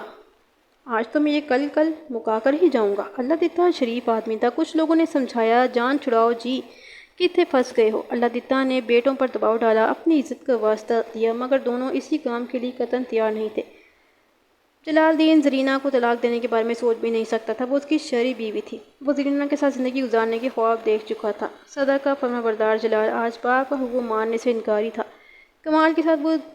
کمال کے ساتھ ذرا دوسری نوعیت کا مسئلہ تھا۔ وہ باپ کے مجبور کرنے سے بیشتر ہی کلثوم کو طلاق دینے کے لیے آمادہ ہو چکا تھا، لیکن زرینہ کے خیال کو دل سے نکالنے پر تیار نہیں تھا۔ اس نے اپنے سسر چودھری حشمت علی سے کہا، چلو میں کلثوم کو طلاق دے دیتا ہوں، مگر بعد میں میری شادی زرینہ سے ہوگی۔ منہ سنبھال کے گل کرو اے کاکا، چودھری حشمت نے دھاڑ کر کہا، اب زرینہ کا نام لیا تو زبان کاٹ ڈالوں گا۔ اللہ دتا نے سمجھا بجھا کر کمال دین کو وہاں سے چلے جانے پر راضی کر لیا۔ پتر تم باہر جا کر بیٹھو، میں بات کر رہا ہوں نا۔ جاتے جاتے کمالے نے مڑ کر کہا، اب میں اور برداشت نہیں کر سکتا ابا، انہیں بھی اب سبق سکھانا ہی پڑے گا۔ اشرف عرف اچھو نے کہا، اوئے جا میدان وچ، آج دو ہاتھ ہو ہی جائیں۔ کمال غسیلی نظروں سے اچھو کو گھورتے ہوئے کمرے سے نکل گیا۔ اچھو کے بےہودہ رویے نے جلال کو بھی طیش میں مبتلا کر دیا تھا۔ وہ خاصی دیر سے اپنا غصہ ضبط کیے بیٹھا تھا۔ جاؤ، ہم طلاق نہیں دیتے، تم کیا کر لو گے؟ جلال الدین نے تیز لہجے میں کہا۔ اچھو دھمکی آمیز لہجے میں بولا، اوئے جلال، اچھو کو جلال سے پناہ مانگ لے، گچی مڑوڑ دوں گا۔ ہم بھی دیکھ لیں گے تو کتنا بڑا بدماش ہے، کمال الدین نے اندر آ کر کہا۔ اچھو کی دھمکی اس کے کانوں تک پہنچ گئی تھی۔ میں تو زرینہ کی وجہ سے چپ تھا۔ اوئے میں ٹوٹے ٹوٹے کر دوں گا۔ اچھو نے کمال الدین پر جھپٹنے کی کوشش کی، تو مجھے جانتا نہیں ہے، جلال الدین نے اپنے بازوؤں میں جکڑتے ہوئے کہا۔ اوئے رک جا سرکاری سانڈ، پھر اسے دھتکار کر پیچھے ہٹا دیا۔ اچھو اپنے عقب میں کھڑے ہوئے دو آدمیوں پر جا گرا، انہوں نے اسے سنبھال لیا۔ کچھ لوگوں نے جلال الدین کو بھی مضبوطی سے پکڑ لیا تھا۔ اچھو نے بپرتے ہوئے لہجے میں کہا، تمہاری گردن تو اب میں ہی توڑوں گا بچو۔ پنچایت میں موجود لوگوں نے بیچ بچاؤ کر کے معاملہ ٹھنڈا کر دیا، ورنہ دو چار لاشیں گرنے کا خدشہ پیدا ہو گیا تھا۔ اس رات اللہ دتا کو دل کا دورہ پڑا اور اس کے لیے موت کا پیام ثابت ہوا۔ خیالی سے تعزیت کے لیے صرف رحمت بی بی احمد آباد آئی تھی۔ اللہ دتا اس کا سگا بھائی تھا، اسے تو ہر حال میں آنا ہی تھا۔ کچھ روز کے بعد کمال الدین نے کلثوم کو طلاق دے دی، مگر جلال الدین اپنے فیصلے پر ڈٹا رہا۔ اسے کئی بار اچھو کی طرف سے سنگین نتائج کی دھمکیاں بھی دی گئیں، مگر اس نے دھمکیوں کی کوئی پرواہ نہیں کی، اور آج صبح وہ ٹیوب ویل والے کمرے میں مردہ پایا گیا۔ کمال الدین کی کہانی سن کر میں سوچ میں پڑ گیا۔ اس نے حالات کی جو صورتحال بیان کی تھی، سب کچھ بالکل ویسے ہی پیش آیا تھا۔ اشرف عرف اچھو پر قاتل ہونے کا شبہ کیا جا سکتا تھا۔ اچھو جیسا جذباتی نوجوان جس نے بدماشی میں نیا قدم رکھا ہو، کچھ بھی کر سکتا تھا۔ کمال الدین کے بیان کے مطابق اچھو کئی بار جلال کو سنگین نتائج کی دھمکیاں بھی دے چکا تھا۔ میں نے فیصلہ کیا کہ آج ہی خیالی جاؤں گا۔ چودھری حشمت سے ملاقات بھی بہت ضروری ہو گئی تھی۔ میں خیالی جانے سے پہلے بہت سی باتوں کی تصدیق کرنا چاہتا تھا۔ میں نے اپنی میز کی دراز میں سے ایک سونے کا تعویذ نکال کر کمال الدین کو دکھاتے ہوئے پوچھا، اسے پہچانتے ہو؟ آج صبح جب میں ٹیوب ویل والے کمرے کا معائنہ کر رہا تھا تو مجھے انجن کی موٹر کے پاس کوئی چمکدار چیز نظر آئی۔ میں نے جھک کر بغور اس چیز کا جائزہ لیا تو چونک اٹھا۔ وہ سونے کا ایک تعویذ تھا جسے ریشمی سیاہ ڈوری میں پرو دیا گیا تھا۔ تعویذ کی ڈوری کا بند کھلا ہوا تھا۔ میرے ہاتھ میں وہ تعویذ دیکھ کر کمال کی آنکھوں میں شناسائی کی چمک نمودار ہوئی۔ یہ آپ کو کہاں سے ملا ہے؟ میں نے تعویذ اس کی جانب بڑھاتے ہوئے کہا، یہ تو تم اسے پہچان لیا؟ آہو جی بھلا کیسے نہ پہچانوں؟ وہ تعویذ کو اپنی انگلیوں سے ٹٹولتے ہوئے بولا، یہ تو جیتے کا تعویذ ہے، یہ آپ کے پاس کیسے آ گیا؟ اس کے جواب نے مجھے تھوڑا سا مایوس کیا۔ وہیں مجھے حیرت کا ایک جھٹکا بھی لگا۔ میں توقع کر رہا تھا کہ اس تعویذ کا کوئی نہ کوئی تعلق اچھو سے ضرور نکلے، مگر کمال الدین اس کو جیلے کی ملکیت سمجھ رہا تھا۔ یہ واقعی حیرت کن انکشاف تھا۔ تمہیں پورا یقین ہے کہ یہ جیلے کا ہی تعویذ ہے؟ میں نے اس کے ہاتھ سے تعویذ لے لیا۔ تم نے آخری مرتبہ اسے جیلے کے پاس کب دیکھا تھا؟ وہ پورے وثوق سے بولا، آخری مرتبہ کا کیا سوال ہے جی، یہ تو ہر وقت اس کے گلے میں لٹکا رہتا ہے۔ ٹھیک ہے، میں نے تعویذ کو واپس دراز میں ڈالتے ہوئے کہا۔ وہ سوالیہ نظروں سے میری طرف دیکھ رہا تھا۔ میں نے اس کی کیفیت کو نظر انداز کرتے ہوئے دو چار رسمی سوالات پوچھ ہی ڈالے۔ اسے جانے کی اجازت دے دی۔ وہ کمرے سے نکل ہی رہا تھا تو میں نے آواز دے کر اسے روک لیا۔ وہ مڑا تو میں نے کہا، جیلا لاہور سے واپس آ جائے تو اسے تھانے بھیج دینا۔ پھر میں نے اضافہ کیا، اور تم سیدھے گھر ہی جانا، کیا سمجھے؟ اچھا جی، یہ کہہ کر وہ وہاں سے چلا گیا۔ خیالی جانے سے پہلے جیلے سے ملنا ضروری ہو گیا تھا۔ جب وہ خاصی دیر تک تھانے نہیں آئے تو میں نے 2 سپاہیوں کو اس کے گھر بھیج دیا تاکہ اگر وہ لاہور سے آ گیا ہو تو اسے اپنے ساتھ لے آئیں۔ کچھ ہی دیر کے بعد جمیل اور جیلا تھانے میں موجود تھا۔ وہ گھر پہنچا ہی تھا کہ میرے بھیجے ہوئے سپاہی بھی وہاں پہنچ گئے تھے۔ جیلے کے ساتھ رفت فاطمہ بھی آئی تھی۔ میں نے رفت فاطمہ کو برآمدے میں ہی بٹھا دیا اور جیلے کو اپنے کمرے میں بلا لیا۔ وہ 18-19 سال کا ایک خوبرو نوجوان تھا۔ اس کی ٹھان سے اندازہ ہو رہا تھا کہ آگے چل کر کڑیل جوان نکلے گا۔ میں نے اس کی آنکھوں میں ایک خاص قسم کی چمک محسوس کی تھی۔ وہ میری میز کے سامنے آ کر کھڑا ہو گیا۔ اس نے پاپلین کی قمیص اور لٹھے کی دھوتی پہن رکھی تھی۔ میں نے اسے کرسی پر بیٹھنے کا اشارہ کیا اور کہا، تمہارے بھائی کی موت کا دلی اب صدمہ ہوا ہے۔ میں جلد از جلد اس کے قاتل کو ڈھونڈ نکالوں گا۔ وہ خاموش نظروں سے مجھے دیکھتا رہا۔ میں نے پوچھا، تم آج صبح کتنے بجے لاہور روانہ ہوئے تھے؟ یہی کچھ 7 بجے۔ اس کے لہجے میں دکھ کی آمیزش تھی۔ بھائی کی موت نے اسے خاصا متاثر کیا۔ میں نے سوال کیا، جب تم گھر سے نکلے اس وقت جلال دین گھر میں ہی تھا؟ اس نے بتایا، نہیں جی، وہ تو صبح سویرے بھائی کمال کے ساتھ کھیتوں میں چلا جاتا تھا۔ صبح سویرے کتنے بجے؟ مجھے نہیں پتا جی۔ جمیل نے کہا، میں دیر سے سو کر اٹھتا ہوں اور جب کھیتوں میں جاتے ہیں تو میں سو رہا ہوتا ہوں۔ آج مجھے لاہور جانا تھا، اس لیے اماں نے جلدی جگا دیا تھا۔ میں نے کہا، تمہارے گھر سے نکل کر سڑک تک جانے کے لیے کھیتوں میں سے گزرنا پڑتا ہے۔ سڑک تک جانے والی ٹیوب ویل کے قریب سے گزرتی ہے۔ جب تم لاہور جانے کے لیے ٹیوب ویل کے پاس سے گزر رہے تھے تو تم نے جلال دین کو دیکھا تھا؟ جی ہاں، دیکھا تھا، وہ ٹھوس لہجے میں بولا۔ میں نے پوچھا، تمہاری اس سے کوئی بات ہوئی تھی؟ نہیں بھائی، جلال اس وقت ٹیوب ویل کی دھار کے نیچے بیٹھا نہا رہا تھا۔ اس کا جواب سن کر میرے دماغ میں جیسے ایک ننھا سا بلب جلنے لگا۔ کمال دین نے اپنے بیان میں بتایا تھا کہ جب اس نے خاصی دیر تک ٹیوب ویل کی آواز نہیں سنی تو اسے تشویش ہوئی کہ وہ جلال کو دیکھنے ٹیوب ویل کے کمرے کی جانب آیا تھا جہاں اسے بھائی کی لاش ملی تھی۔ اس وقت تقریباً 8 بجے کا وقت تھا جبکہ جمیل ٹیوب ویل کے نزدیک سے 7 بجے گزرا تھا۔ اس سے جلال کو وہاں نہاتے ہوئے دیکھا تھا، یعنی اس وقت ٹیوب ویل چل رہا تھا، ورنہ جلال کے نہانے کا کیا سوال تھا؟ کیا تمہیں یقین ہے کہ وہ جلال ہی تھا جو ٹیوب ویل کی دھار کے نیچے بیٹھا ہوا تھا؟ میں نے سوال کیا۔ جی ہاں، مجھے یقین ہے۔ یہ بات ذوق سے کیسے کہہ سکتے ہو؟ میں خود کئی بار ٹیوب ویل کی دھار میں غسل کر چکا ہوں۔ جب ٹیوب ویل کی دھار نہانے والے کے سر پر گرتی ہے تو دھار کا پانی ایک خلاف کی صورت میں نہانے والے کو ڈھانپ لیتا ہے، پھر نہانے والے کا رخ بھی ٹیوب ویل کی جانب کمرے کی طرف ہوتا ہے، یعنی دیکھنے والے صرف اس کی پشت کو ہی دیکھ سکتے ہیں، وہ بھی اس صورت میں اگر بہت ہی قریب سے دیکھا جائے۔ تم نے پکنڈگی پر سے گزرتے ہوئے کیسے پہچان لیا کہ نہانے والا شخص تمہارا بھائی جلال ہی تھا؟ وہ ایک لمحے کے لیے تذبذب کا شکار نظر آیا۔ اس کی چمکدار گہری آنکھوں میں الجھن کے آثار دکھائی دیے، لیکن دوسرے ہی لمحے وہ پر اعتماد لہجے میں بولا، قریب ہی ٹیوب ویل والے کمرے کی دیوار کے ساتھ بھائی جلال کے کپڑے پڑے ہوئے دیکھے تھے میں نے۔ اس کی دلیل میں وزن تھا۔ میں نے پوچھا، تم نے وہاں رک کر جلال کے نہانے کا انتظار کیا تھا؟ نہیں جناب، یعنی اس وقت تمہاری جلال سے کوئی بات نہیں ہوئی تھی؟ اس وقت بات کرنے کی ضرورت ہی نہیں تھی۔ کل رات ہی بھائی جلال نے مجھے کہہ دیا تھا کہ میں صبح لاہور جا کر ٹیوب ویل کا کچھ سامان لے آؤں۔ تم وہ سامان لاہور سے لے آئے ہو؟ جی ہاں۔ تم کس قسم کا سامان لینے گئے تھے؟ موٹر کے پنوں کی ایک جوڑی لانا تھی، موٹر کے بش تھے اور کچھ دوسرا سامان تھا۔ اس نے پر تفصیل بیان کر دی۔ میں نے صبح ٹیوب ویل والے کمرے میں نئے پنوں کی ایک جوڑی مغربی دیوار پر ٹنگی دیکھی تھی۔ خیر یہ کوئی بات اہم نہیں تھی، عام طور پر احتیاطاً ایسی چیزیں منگوا لی جاتی ہیں۔ موٹر کا پنہ کسی بھی وقت ٹوٹ سکتا ہے۔ میں نے میز کی دراز کھولی، پھر وہی تعویذ اس کے سامنے رکھ دیا جس کے بارے میں کمال دین نے بتایا تھا کہ وہ جمیل کے گلے کا تعویذ تھا۔ طلائی تعویذ پر نظر پڑتے ہی وہ چونک گیا۔ میں نے پہلی مرتبہ اس کی آنکھوں میں بے چینی کے آثار دیکھے تھے۔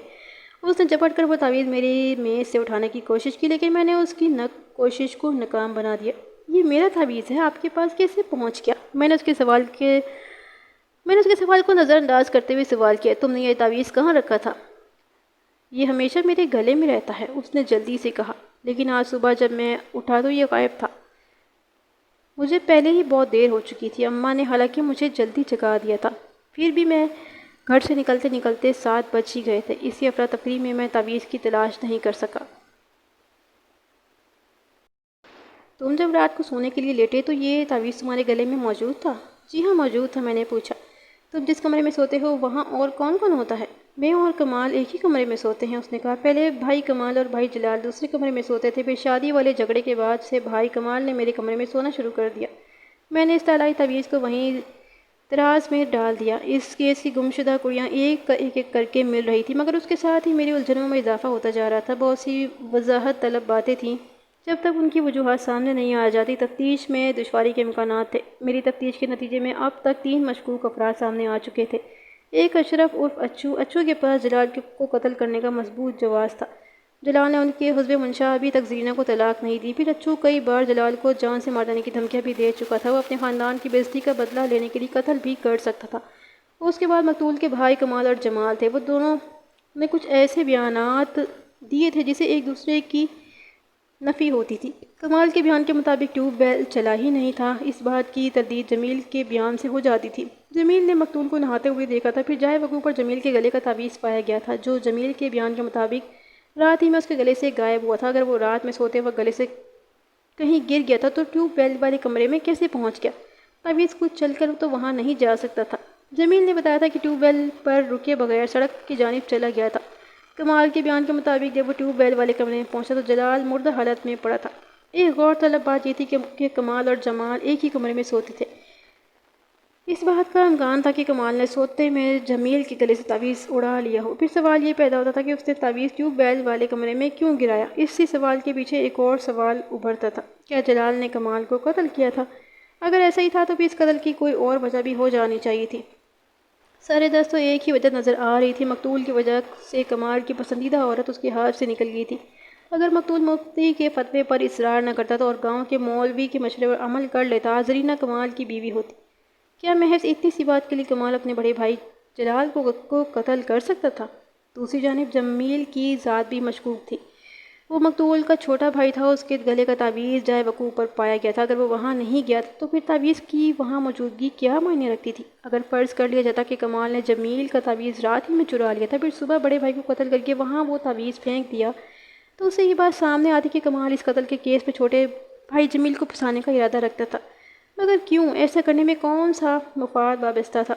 ہمیں اس صورتحال میں بظاہر کوئی وجہ نظر نہیں آ رہی تھی، جبکہ پہلی صورت میں اس بات کا امکان تھا کہ کمال نے زرینہ کے چھن جانے کا ذمہ دار بڑے بھائی کو ٹھہرایا اور انتقاماً اسے قتل کر دیا۔ لیکن قتل کا الزام چھوٹے بھائی کے سر ڈالنے والی بات مجھے سمجھ میں نہیں آئی تھی۔ میں نے فی الحال اس بحث میں ذہن کھپانے کے بجائے سامنے بیٹھے ہوئے جمیل سے سوال کیا، تمہاری ماسی زینب کہاں رہتی ہے؟ اس کے لیے ایک غیر متوقع سوال تھا۔ اس نے چونک کر میری جانب دیکھا۔ میں نے یہ سوال جان بوجھ کر کیا تھا۔ کمال الدین نے اپنے بیان میں ماسی زینب کا ذکر بڑے اکتائے ہوئے انداز میں کیا تھا اور یہ بھی کہا تھا کہ پہلے یعنی جمیل کو جمیل کو بگاڑنے میں اسی ماسی زینب کا پورا ہاتھ تھا۔ جمیل کے بگڑنے سے کمال کی نہ جانے کیا مراد تھی، مگر مجھے اس کے طرز تکلم نے چونکا دیا تھا۔ جمیل عرف جیلہ نے جواب دیا، ماسی زینب وانڈو میں رہتی تھی۔ وانڈو کا ذکر کرتے ہوئے اس کے چہرے پر ایک رنگ سا آ کر گزر گیا۔ میں نے استفسار کیا، سنا ہے تمہاری وہاں بہت آنا جانا لگا رہتا ہے؟ وہ ایک لمحے تذبذب کا شکار رہنے کے بعد بولا، آپ کو یہ بات بھائی کمال نے بتائی ہوگی، تم نے یہ اندازہ کس طرح لگا لیا؟ کوئی اور تو ایسی بات کر ہی نہیں سکتا، وہ بے پرواہی سے بولا۔ جانے کمال بھائی کو مجھ سے کیا دشمنی ہے؟ خواہ مخواہ پورے پنڈ میں ذرا سی بات کا ڈنڈورا پیٹ رہا ہے۔ وہ ذرا سی بات کیا ہے پہلوان؟ میں نے بے تکلفی سے پوچھا۔ کمال کیوں تمہارے پیچھے پڑا ہوا ہے؟ وہ اپنے بھائی کمال کی مخالفت میں بولنے پر آمادہ نظر آ رہا تھا۔ یہی میرا مقصد بھی تھا، میں چاہتا تھا کہ وہ کمال کے لیے اپنے دلی جذبات کا کھل کر اظہار کر دے۔ میں نے محسوس کیا تھا کہ کمال نے بھی جمال کا ذکر کرتے ہوئے کسی گرم جوشی کا مظاہرہ نہیں کیا تھا، اس لیے اب میں نے دانستہ ماسی زینب کا تذکرہ چھیڑا تھا۔ جمیل سے بے تکلفی سے بات کرنے کا مقصد بھی یہی تھا۔ وجہ کوئی خاص بات نہیں ہے تھانے دار صاحب، جمیل نے بتایا۔ آپ ہی بتائیں، پیار کرنا کوئی جرم تو نہیں ہے نا؟ پیار کرنا واقعی کوئی جرم نہیں تھا۔ میں نے پوچھا، کیا تم نے کسی کی محبت میں گرفتار ہو گئے ہو؟ اپنے گریبان میں کوئی نہیں جانتا جناب۔ وہ میرے سوال کو نظر انداز کرتے ہوئے اپنے ہی ترنگ میں بول رہا تھا۔ خود تو زرینہ کے چکر میں خوار پھرتا ہے، دن رات اس کے نام کی مالا جپتا ہے اور چلا ہے ہم پر پابندیاں لگانے۔ آخر الفاظ ادا کرتے ہوئے اس کے چہرے پر ناپسندیدگی کے جذبات نمایاں ہو گئے تھے۔ میں نے پوچھا، کمال نے تم پر کیا پابندی لگا دی ہے؟ وہ ہر وقت مجھے وانڈو جانے پر ڈانٹ ٹپٹ کرتا رہتا ہے، جمیل نے کہا۔ حالانکہ اب تو میں نے وہاں آنا جانا بھی بہت کم کر دیا، پچھلے 8-10 دن سے میں نے ادھر کا رخ بھی نہیں کیا۔ اس نے 8-10 دن کا تذکرہ اس انداز میں کیا تھا جیسے 8-10 مہینے کی بات کر رہا ہو۔ وانڈو اور ماسی زینب کے ذکر پر میں نے اس کے چہرے پر ایک خاص قسم کی سرخی جھلکتی دیکھی تھی۔ مجھے یقین ہو گیا کہ دال میں کچھ کالا ہے۔ ظاہر تھا کہ کوئی دل کا معاملہ تھا، کسی لڑکی کا چکر تھا۔ میں نے پوچھا، کیا تم نے پہلے روز وانڈو جایا کرتے تھے؟ وہ کرسی پر پہلو بدل کر رہ گیا، مگر منہ سے کچھ نہیں بولا۔ میں نے اس کی دکھتی رگ پر انگلی رکھتے ہوئے کہا، ماسی زینب کی بیٹی کا نام کیا ہے؟ رجو۔ اس کے منہ سے بے ساختہ ادا ہوا تھا، پر وہ ذرا سا سنبھل کر بولا، نام تو اس کا رضیہ ہے، مگر اسے سب رجو کہتے ہیں۔ میں نے اچانک سوال کیا، تم لاہور سے ٹیوب ویل کا جو سامان خرید کر لائے ہو وہ کہاں ہے؟ وہ گھر میں رکھا ہے۔ وہ میرے غیر متوقع سوال سے گڑبڑا گیا تھا۔ میں نے گھر میں قدم رکھا ہی تھا کہ سپاہی مجھے لینے آ گئے تھے۔ تم نے وہ سامان کس دکان سے خریدا تھا؟ میرا مطلب ہے اس سامان میں کوئی رسید وغیرہ ہوگی تمہارے پاس؟ جی ہاں، میرے پاس رسید موجود ہے۔ میں نے اپنی دھوتی کی ٹب میں سے ایک مڑا توڑا کاغذ نکال کر میری طرف بڑھا دیا۔ یہ لے جناب رسید۔ میں نے اس رسید کا بغور مطالعہ کیا۔ وہ برانڈ روڈ لاہور کی ایک دکان کا کیش میمو تھا، جس کے مطابق ایک جوڑے ٹیوب ویل کی موٹر کے پٹے، بوٹ کے بش اور دیگر چھوٹا موٹا سامان خریدا گیا تھا۔ کیش کے میمو پر آج کی تاریخ درج تھی۔ اس روز 18 تاریخ تھی۔ یہ رسید جمیل کی موقع واردات سے عدم موجودگی کو ظاہر کرتی تھی، مگر میرا شک ابھی تک دور نہیں ہوا تھا۔ میں نے اس رسید کو اپنی میز کی جانب دراز میں ڈالتے ہوئے کہا، تم کس بس میں لاہور گئے تھے؟ وہ ٹھک سے بولا، چودھری ٹروبلز۔ تو تم اس بس میں سوار ہوئے تھے؟ کیا وقت ہو رہا تھا؟ میں نے اپنے برابر میں بیٹھے ہوئے مسافر کی گھڑی میں وقت دیکھا تھا۔ اس وقت 7:25 ہو رہے تھے۔ تمہارے خیال میں جلال الدین کا قاتل کون ہو سکتا ہے؟ یہ معلوم کرنا تو آپ کا کام ہے۔ اس کے لہجے میں اعتماد جھلک رہا تھا۔ میں نے کہا، ہم تو معلوم کر ہی لیں گے، مگر تمہیں کسی پر شک ہو تو اس کا نام بتاؤ۔ اس طرح ہم جلد از جلد قاتل تک پہنچ جائیں گے۔ وہ خاموش نظروں سے میری طرف دیکھتا رہا۔ میں نے نرم لہجے میں پوچھا، کیا تم یہ نہیں چاہتے کہ تمہارے بھائی کا قاتل گرفتار ہو؟ میں کیوں نہیں چاہوں گا جناب، وہ عجیب سے لہجے میں بولا، مگر میں اس سلسلے میں آپ کی کوئی مدد نہیں کر سکتا۔ اچھو کے بارے میں کیا جانتے ہو؟ میں نے اس کی آنکھوں میں جھانکتے ہوئے سوال کیا۔ سنا ہے اس نے بڑی تھر تھری مچائی ہوئی ہے۔ وہ جلال الدین کو دھمکیاں بھی لگاتا رہا ہے۔ ان دھمکیوں کی وجہ سے ہی کل بھائی جلال اور کمال میں بہت منہ ماری ہو گئی تھی، اس نے بتایا۔ میرا اپنا خیال تو یہ ہے کہ اچھو جعلی عکس ڈال کر ہمیں خواہ مخواہ پریشان کر رہا تھا۔ اگر اس نے کچھ کرنا ہی ہوتا تو اس طرح ڈنڈورا نہ مچاتا۔ جمیل کے منہ سے ایک ایسی بات نکل گئی تھی جو میرے لیے بہت اہم تھی۔ میں نے پوچھا، تم نے بتایا کہ کل جمال اور کمال میں خاصی گرما گرمی ہو گئی تھی۔ میں نے خاصی کا لفظ دانستہ اپنے جملے میں استعمال کیا تھا۔ جھگڑا کس بات پر ہوا تھا؟ وہی پرانا جھگڑا ہے جی، اس نے کہا۔ اس زرینہ نے تو دونوں بھائیوں میں پھوٹ ڈال رکھی ہے۔ ایک گھر میں رہتے ہوئے بھی ان کے دل ایک دوسرے سے کوسوں دور ہیں۔ وہ ایک لمحے کو خاموش ہو کر کچھ سوچتا رہا، پھر سلسلہ کلام جاری رکھتے ہوئے کہنے لگا، میں نے بھائی جلال کو بہت سمجھایا تھا کہ مٹی ڈالیں اس فتنے پر اور زرینہ کو طلاق دے دو۔ اچھو کی دشمنی سے بھی جان چھوٹ جائے گی اور چھوٹے بھائی کا غصہ بھی جاتا رہے گا۔ مگر بھائی جلال کا جواب بھی بڑا معقول تھا۔ اس کا کہنا یہ تھا کہ اگر اس نے بھائی کمال کی خاطر زرینہ کو طلاق دے بھی دی تو کون سا زرینہ نے بھائی کو کمال کو مل جانا ہے؟ چودھری حشمت علی نے اگر زرینہ کی شادی بھائی کمال سے کرنی ہوتی تو وہ ابا جی کو اتنے چکر میں ہی کیوں لگواتا؟ پھر اچھو کی دھمکیاں کے ڈر سے وہ کیوں پیچھے ہٹ جاتا؟ کہتا تو بھائی جلال بھی ٹھیک ہی تھا، لیکن اس طرح کمال کا دل اس کی طرف سے میلا ہو جاتا۔ اس کی نظر میں سارا قصور بھائی جلال کا ہی تھا۔ میں نے پوچھا، تمہاری تعلیم کتنی ہے؟ کوئی خاص نہیں ہے جی، جمیل نے کہا، 8 جماعتیں پاس ہو، مگر باتیں تو تم بہت سمجھداری کی کرتے ہو۔ بس جی، آپ جو بھی سمجھ لیں۔ اس کے چہرے پر الجھن آمیز اکتاہٹ واضح نظر آ رہی تھی۔ میں نے مزید کوئی سوال نہیں کیا اور اس ہدایت کے ساتھ اسے رخصت کر دیا کہ مجھے بغیر بتائے علاقہ چھوڑ کر نہیں جائے گا۔ کمال کے بیان سے قاتل کی تلاش کے لیے دھیان سیدھا اچھو کی جانب جاتا تھا، لیکن جمیل کا بیان سننے کے بعد کمال کی شخصیت کچھ زیادہ ہی مشکوک ہو گئی تھی، جبکہ جائے واردات پر جمیل کا تعویذ بھی پڑا ملا تھا۔ جمیل کی ذات بھی شبے سے بالاتر نہیں تھی۔ جمیل اور اس کی ماں رفت فاطمہ جب تھانے کے احاطے سے باہر نکل گئے تو میں نے حوالدار خدا بخش اور 2 سپاہیوں کی ڈیوٹی لگا دی کہ وہ سادہ لباس میں رفت فاطمہ کے مکان کی نگرانی کریں، خاص طور پر جمیل اور کمال پر گہری نظر رکھیں، اور اگر ان میں سے کوئی گاؤں سے باہر جانے کی کوشش کرے تو اسے اس ارادے سے باز رکھا جائے۔ خدا بخش کے ساتھ جانے والے سپاہیوں میں سے ایک کو میں نے ہدایت کر دی تھی کہ وہ ٹیوب ویل والے کمرے پر بھی کڑی نظر رکھے۔ میں چاہتا تو اس کام کے لیے حوالدار خدا بخش کے بجائے ASI غلام غوث کو بھی بھیج سکتا تھا، مگر رفت فاطمہ اور کمال اسے شکل سے پہچانتے تھے۔ اس صورت میں میرا مقصد فوت ہو جاتا۔ تھوڑی ہی دیر کے بعد میں غلام غوث کے ساتھ خیالی روانہ ہو گیا۔ ہماری واپسی اگلی صبح ہوئی۔ اس وقت ہلکا ہلکا اجالا ہو رہا تھا جب ہم تھانے میں پہنچے۔ چودھری حشمت علی سے ملاقات بڑی سود مند ثابت ہوئی تھی۔ میں نے کچھ ضروری انتظامات کے پھر 8 سپاہیوں کی ایک ٹیم لے کر احمد آباد روانہ ہو گیا۔ میں رات بھر کا جاگا تھا، مگر ابھی آرام میرے مقدر میں نہیں تھا۔ ہمیں جو کچھ بھی کرنا تھا بہت جلد کرنا تھا۔ ASI غلام غوث کو میں تھانے میں ہی رہنے دیا تھا اور خود چھاپہ مار ٹیم کے ساتھ رفت فاطمہ کے گھر کا رخ کیا۔ کھیتوں میں سے گزرتے ہوئے جب ہم ٹیوب ویل کے پاس پہنچے تو وہاں متعین سپاہی فوراً میرے پاس آ گیا۔ کرامت علی، کیا خبریں ہیں؟ میں نے سپاہی سے پوچھا۔ سب ٹھیک تو ہے نا؟ کوئی گڑبڑ تو نہیں ہوئی؟ سب ٹھیک ہے جی، اس نے بتایا۔ رات جمیل نے ٹیوب ویل کے 2 چکر لگائے۔ پہلی بار کوئی لگ بھگ 10 بجے کے قریب آیا تھا۔ ٹیوب ویل والے کمرے کے دروازے پر کھڑا کچھ دیر سوچتا رہا، وہ چہرے سے خاصا پریشان دکھائی دیتا تھا۔ میں نے کوئی مداخلت نہیں کی اور اس کا جائزہ لیتا رہا۔ اس کی نظر مجھ پر نہیں پڑی تھی۔ میں پیپل کے ایک درخت کی اوٹ میں چھپا کھڑا تھا۔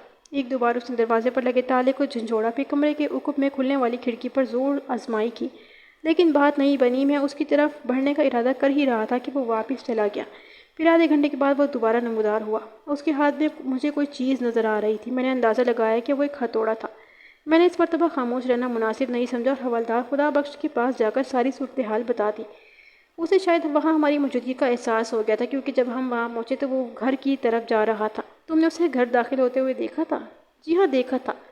اتنی دیر میں خدا بخش بھی آ گیا۔ میں نے پوچھا، خدا بخش، تم نے گھر میں کوئی غیر ضروری بات معلوم دیکھی ہے؟ اس نے سپاہی کی جانب دیکھا۔ سپاہی نے کہا، میں نے ملک صاحب کو سب کچھ بتا دیا ہے۔ جمیل اس کے بعد گھر سے تو نہیں نکلا؟ نہیں جی۔ کمال اور رفت فاطمہ بھی گھر میں موجود ہیں؟ جی ہاں۔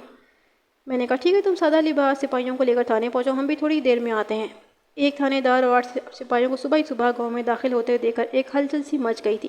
ہم سیدھے رفت فاطمہ کے گھر پر پہنچے۔ میرے اشارے پر ایک سپاہی نے دھڑا دھڑ دروازہ بجانا شروع کر دیا۔ تھوڑی ہی دیر کے بعد کمال دین آنکھیں ملتا ہوا دروازے پر نمودار ہوا۔ میں نے اسے ایک زوردار دھکا دیا اور سپاہیوں کے ساتھ اندر داخل ہو گیا۔ گرفتار کر لو اسے، میں نے تحکمانہ لہجے میں کہا۔ 2 سپاہیوں نے کمال دین کو قابو کر کے فوراً اس کے ہاتھ میں ہتھکڑی پہنا دی۔ شور کی آواز سن کر رفت بی بی بھی بیدار ہو گئی۔ میں نے جب صبح صحن میں پولیس کو دیکھا تو پریشان ہو گئی۔ صحن میں 3 چارپائیوں پر بستر بچھے ہوئے تھے۔ رفت ہمارے سامنے ایک چرپائی پر اٹھی تھی۔ ایک چرپائی پر غالباً کمال دین سویا ہوا تھا اور اب گرفتار ہو چکا تھا۔ تیسری چرپائی خالی تھی۔ جمیل کہاں ہے؟ میں نے رفت بی بی کی جانب خون خوار نظروں سے دیکھتے ہوئے کہا۔ یہی سویا ہوا تھا جی ہمارے ساتھ۔ اس نے ایک چرپائی کی طرف اشارہ کیا، پھر پوچھا، تھانے دار صاحب، آپ نے میرے کمالے کو کیوں گرفتار کیا ہے؟ تھانے چل کر پتہ چل جائے گا، میں نے سرسری لہجے میں جواب دیا۔ پھر ایک سپاہی سے کہا کہ رفت پر نظر رکھے۔ دوسرے سپاہی میرے حکم پر پورے گھر میں پھیل گئے تھے اور جمیل کو تلاش کر رہے تھے۔ میں نے چھت کی جانب جانے والی زینوں کا رخ کیا۔ چھت خالی تھی، جمیل کا نام و نشان نظر نہیں آ رہا تھا۔ گاؤں دیہات میں مکانوں کی چھتیں آپس میں ملی ہوئی ہوتی ہیں۔ ایک مکان کی چھت دوسری چھت سے آدمی بالا ہی بالا بہت دور تک نکل جاتا ہے۔ مکان کی مکمل تلاشی لی گئی مگر جمیل کا کوئی سراغ نہ ملا۔ مکان میں داخل ہوتے وقت میرے ذہن میں جو خیال پیدا ہوتا تھا وہ صحیح ثابت ہو رہا تھا۔ یقیناً جمیل چھت ہی کے راستے سے فرار ہو گیا تھا۔ دروازہ دھڑا دھڑ کی سن کر وہ فوراً چھت کی جانب چلا گیا ہوگا اور ہمیں اس نے چھت پر سے نیچے گلی میں پولیس والوں کی بھاری نفری دیکھ لی ہوگی۔ پھر اس نے وہاں سے نکلنے میں دیر نہیں لگائی۔ کہاں ہے جیلا؟ میں نے کمال دین کے منہ پر ایک زوردار تھپڑ رسید کرتے ہوئے کہا۔ یہاں پر ہی سویا ہوا تھا جی ہمارے ساتھ، اس نے ایک زوردار تھپڑ مارتے ہوئے کہا۔ وہی تم اتنے بے خبر سوتے ہو؟ جیلا 2 مرتبہ ٹیوب ویل کا چکر بھی لگایا آیا اور تمہیں کوئی خبر ہی نہیں ہوئی؟ تھانے دار صاحب، میرے پتر پر ظلم نہ کریں جی، فاطمہ نے چیخ کر کہا۔ کمال دین نے کیا بگاڑا ہے جی؟ چپ کر کے کھڑی ہو جا، میں نے کہا، ہمیں سب حقیقت پتہ چل گئی ہے۔ پھر میں نے اپنے ساتھ آنے والے سپاہیوں کو حکم دیا کہ انہیں فوراً تھانے لے چلیں۔ میں نے رفت فاطمہ سے کہا، جیلا بھی بچ کر نہیں جائے گا، میں جانتا ہوں وہ اس وقت کہاں ہوگا۔ رفت فاطمہ نے چیخنا شروع کر دیا۔ وہ کمال دین کی گرفتاری پر وبیلہ مچا رہی تھی، لیکن میں نے اس کی پیش نہ چلنے دی اور اسے بھی آگے دھر لیا۔ تھوڑی ہی دیر کے بعد پورے امن آباد کو پتہ چل چکا تھا کہ پولیس کمال دین اور اس کی ماں رفت فاطمہ کو گرفتار کر کے تھانے لے گئی ہے۔ تھانے پہنچ کر میں نے رفت فاطمہ اور کمال دین کو حوالات میں بند کر دیا۔ اس کے بعد میں نے 2 اہم کام کیے۔ ایک تو میں نے غلام غوث کو 2 سپاہیوں کے ہمراہ وانڈو روانہ کر دیا۔ مجھے 100% یقین تھا کہ جمیل اور جیلا اس وقت اپنی ماسی زینب کے گھر میں مل جائے گا۔ چودھری حجمت علی سے مجھے زینب کے گھر کا پتہ معلوم ہو گیا تھا، تو میں نے غلام غوث علی کو سختی سے ہدایت کی تھی کہ وہ جمیل کو ہر صورت گرفتار کر لے اور اگر وہ نہ ملے تو اس کی ماسی زینب اور ماسٹر نیاز علی کو ہی پکڑ لائے۔ دوسری طرف میں نے خدا بخش کو ٹیوب ویل کے سامان والی رسید دے کر لاہور روانہ کر دیا تاکہ اس بات کی تصدیق ہو سکے جمیل نے وہ سامان خریدا بھی تھا یا اس میں کوئی گھپلہ کیا تھا۔ ان کاموں سے فارغ ہو کر میں نے کمال دین کو اپنے کمرے میں بلا لیا۔ میرے اشارے پر حنیف سینڈو اس کے سر پر آ کر کھڑا ہو گیا۔ حنیف پھینٹی لگانے کا ماہر تھا، اس لیے میں نے اس کا نام سینڈو رکھا ہوا تھا۔ میں نے کمال کو کڑی نظروں سے گھورتے ہوئے کہا، وہ درانتی کہاں ہے جس سے تم نے اپنے بھائی کا گلا کاٹا ہے؟ وہ سنگڑ کر بولا، میں نے کچھ نہیں کیا جناب، آپ کو غلط فہمی ہو گئی ہے۔ وہ یہ غلط فہمی کے گھوڑے، میں نے سینڈو کو نظروں میں اشارہ کیا۔ سینڈو، اس کا بتاؤ، ہمیں غلط فہمی کبھی نہیں ہوتی۔ سینڈو نے اس کی چھترول شروع کر دی۔ کمال بری طرح بلبلا رہا تھا، جی میں نے قتل نہیں کیا، آپ رب دی قسم لے لیں، سگے بھائی سے انتقام لیتے ہو اور مدعا سوتیلے بھائی پر ڈالتے ہو۔ پھر میں نے کہا، پھر سینڈو کو مخاطب کرتے ہوئے کہا، اس کی ہڈی پسلی ایک کر دو، اس سے آلہ قتل بھی برآمد کر لو۔ سینڈو اسے اپنے ساتھ لے کر ایک مخصوص کمرے میں چلا گیا۔ میں نے رفت فاطمہ کو ساتھ لیا اور پوچھ گچھ والے کمرے میں آ گیا۔ میں نے اسے ایک کرسی پر بٹھا کر سخت لہجے میں کہا، اگر تم ساری عمر جیل میں سڑنے سے بچنا چاہتی ہو تو جو حقیقت ہے وہ بتا دو۔ ہمیں تمہارے سارے کارناموں کی خبر ہو گئی ہے، اب تم جھوٹ بول کر اپنے لیے مشکلات پیدا کر لو گی۔ میں نے کوئی جھوٹ نہیں بولا جی، وہ ترش لہجے میں بولی۔ میرا جوان پتر قتل ہو گیا اور ہمیں ہی تھانے میں بند کر دیا ہے۔ رب سے ڈریں جی، اللہ کا انصاف بڑا سخت ہے۔ میں نے اس کی تقریر سے متاثر ہوئے بغیر پوچھا، اللہ دیتا کی دوسری بیوی ہو؟ رفت بی بی کے بارے میں ساری معلومات مجھے رحمت بی بی اور چودھری حشمت نے دے دی تھی۔ ان معلومات کی روشنی میں مجھے اپنی تفتیش میں بہت آسانی پیدا ہو گئی تھی۔ اس نے جھونک کر میری جانب دیکھا، کس نے بتایا آپ کو؟ ہمیں اور بھی بہت کچھ پتہ چل چکا ہے، میں نے ڈانٹ کر کہا۔ جمیل کے والد نے تمہیں طلاق کیوں دی تھی؟ ساڈا خاندان کا جھگڑا ہے جی۔ تمہارے خاندان کے بارے میں سب کچھ معلوم ہو گیا ہے ہمیں۔ اللہ دیتا کی موت کیسے ہوئی تھی؟ دل کا دورہ پڑا تھا ان کو۔ سارا پنڈ واقف ہے اس گل سے۔ اس کا اعتماد بالفاظ دیگر ڈٹائی قابل دید تھی، لیکن سارا پنڈ یہ نہیں جانتا کہ تم نے اسے کچلا بیڑا کھلا دیا تھا۔ میں نے زہر خون لہجے میں کہا، یہ جھوٹا الزام ہے مجھ پر۔ وہ غصے سے لال پیلی ہوتے ہوئے بولی، یہ کہانی رحمت سے سنی ہوگی، وہ میری اصلی دشمن ہے، جلال اور کمال کو ہر وقت بھرتی رہتی ہے۔ اب تو اس کے کلیجے میں ٹھنڈ پڑ گئی ہوگی، میرا سونا پتر لگا۔ پھر وہ رحمت بی بی اور چودھری حشمت علی کی شان میں قصیدے پڑھنے لگی۔ میں نے اس کے جذباتی تقریر کا ذرا بھی اثر قبول نہیں کیا۔ میں حقیقت حال سے آگاہ ہو چکا تھا۔ یہ بات پکی تھی کہ قتل کمال یا جمیل میں سے کسی نے کیا تھا۔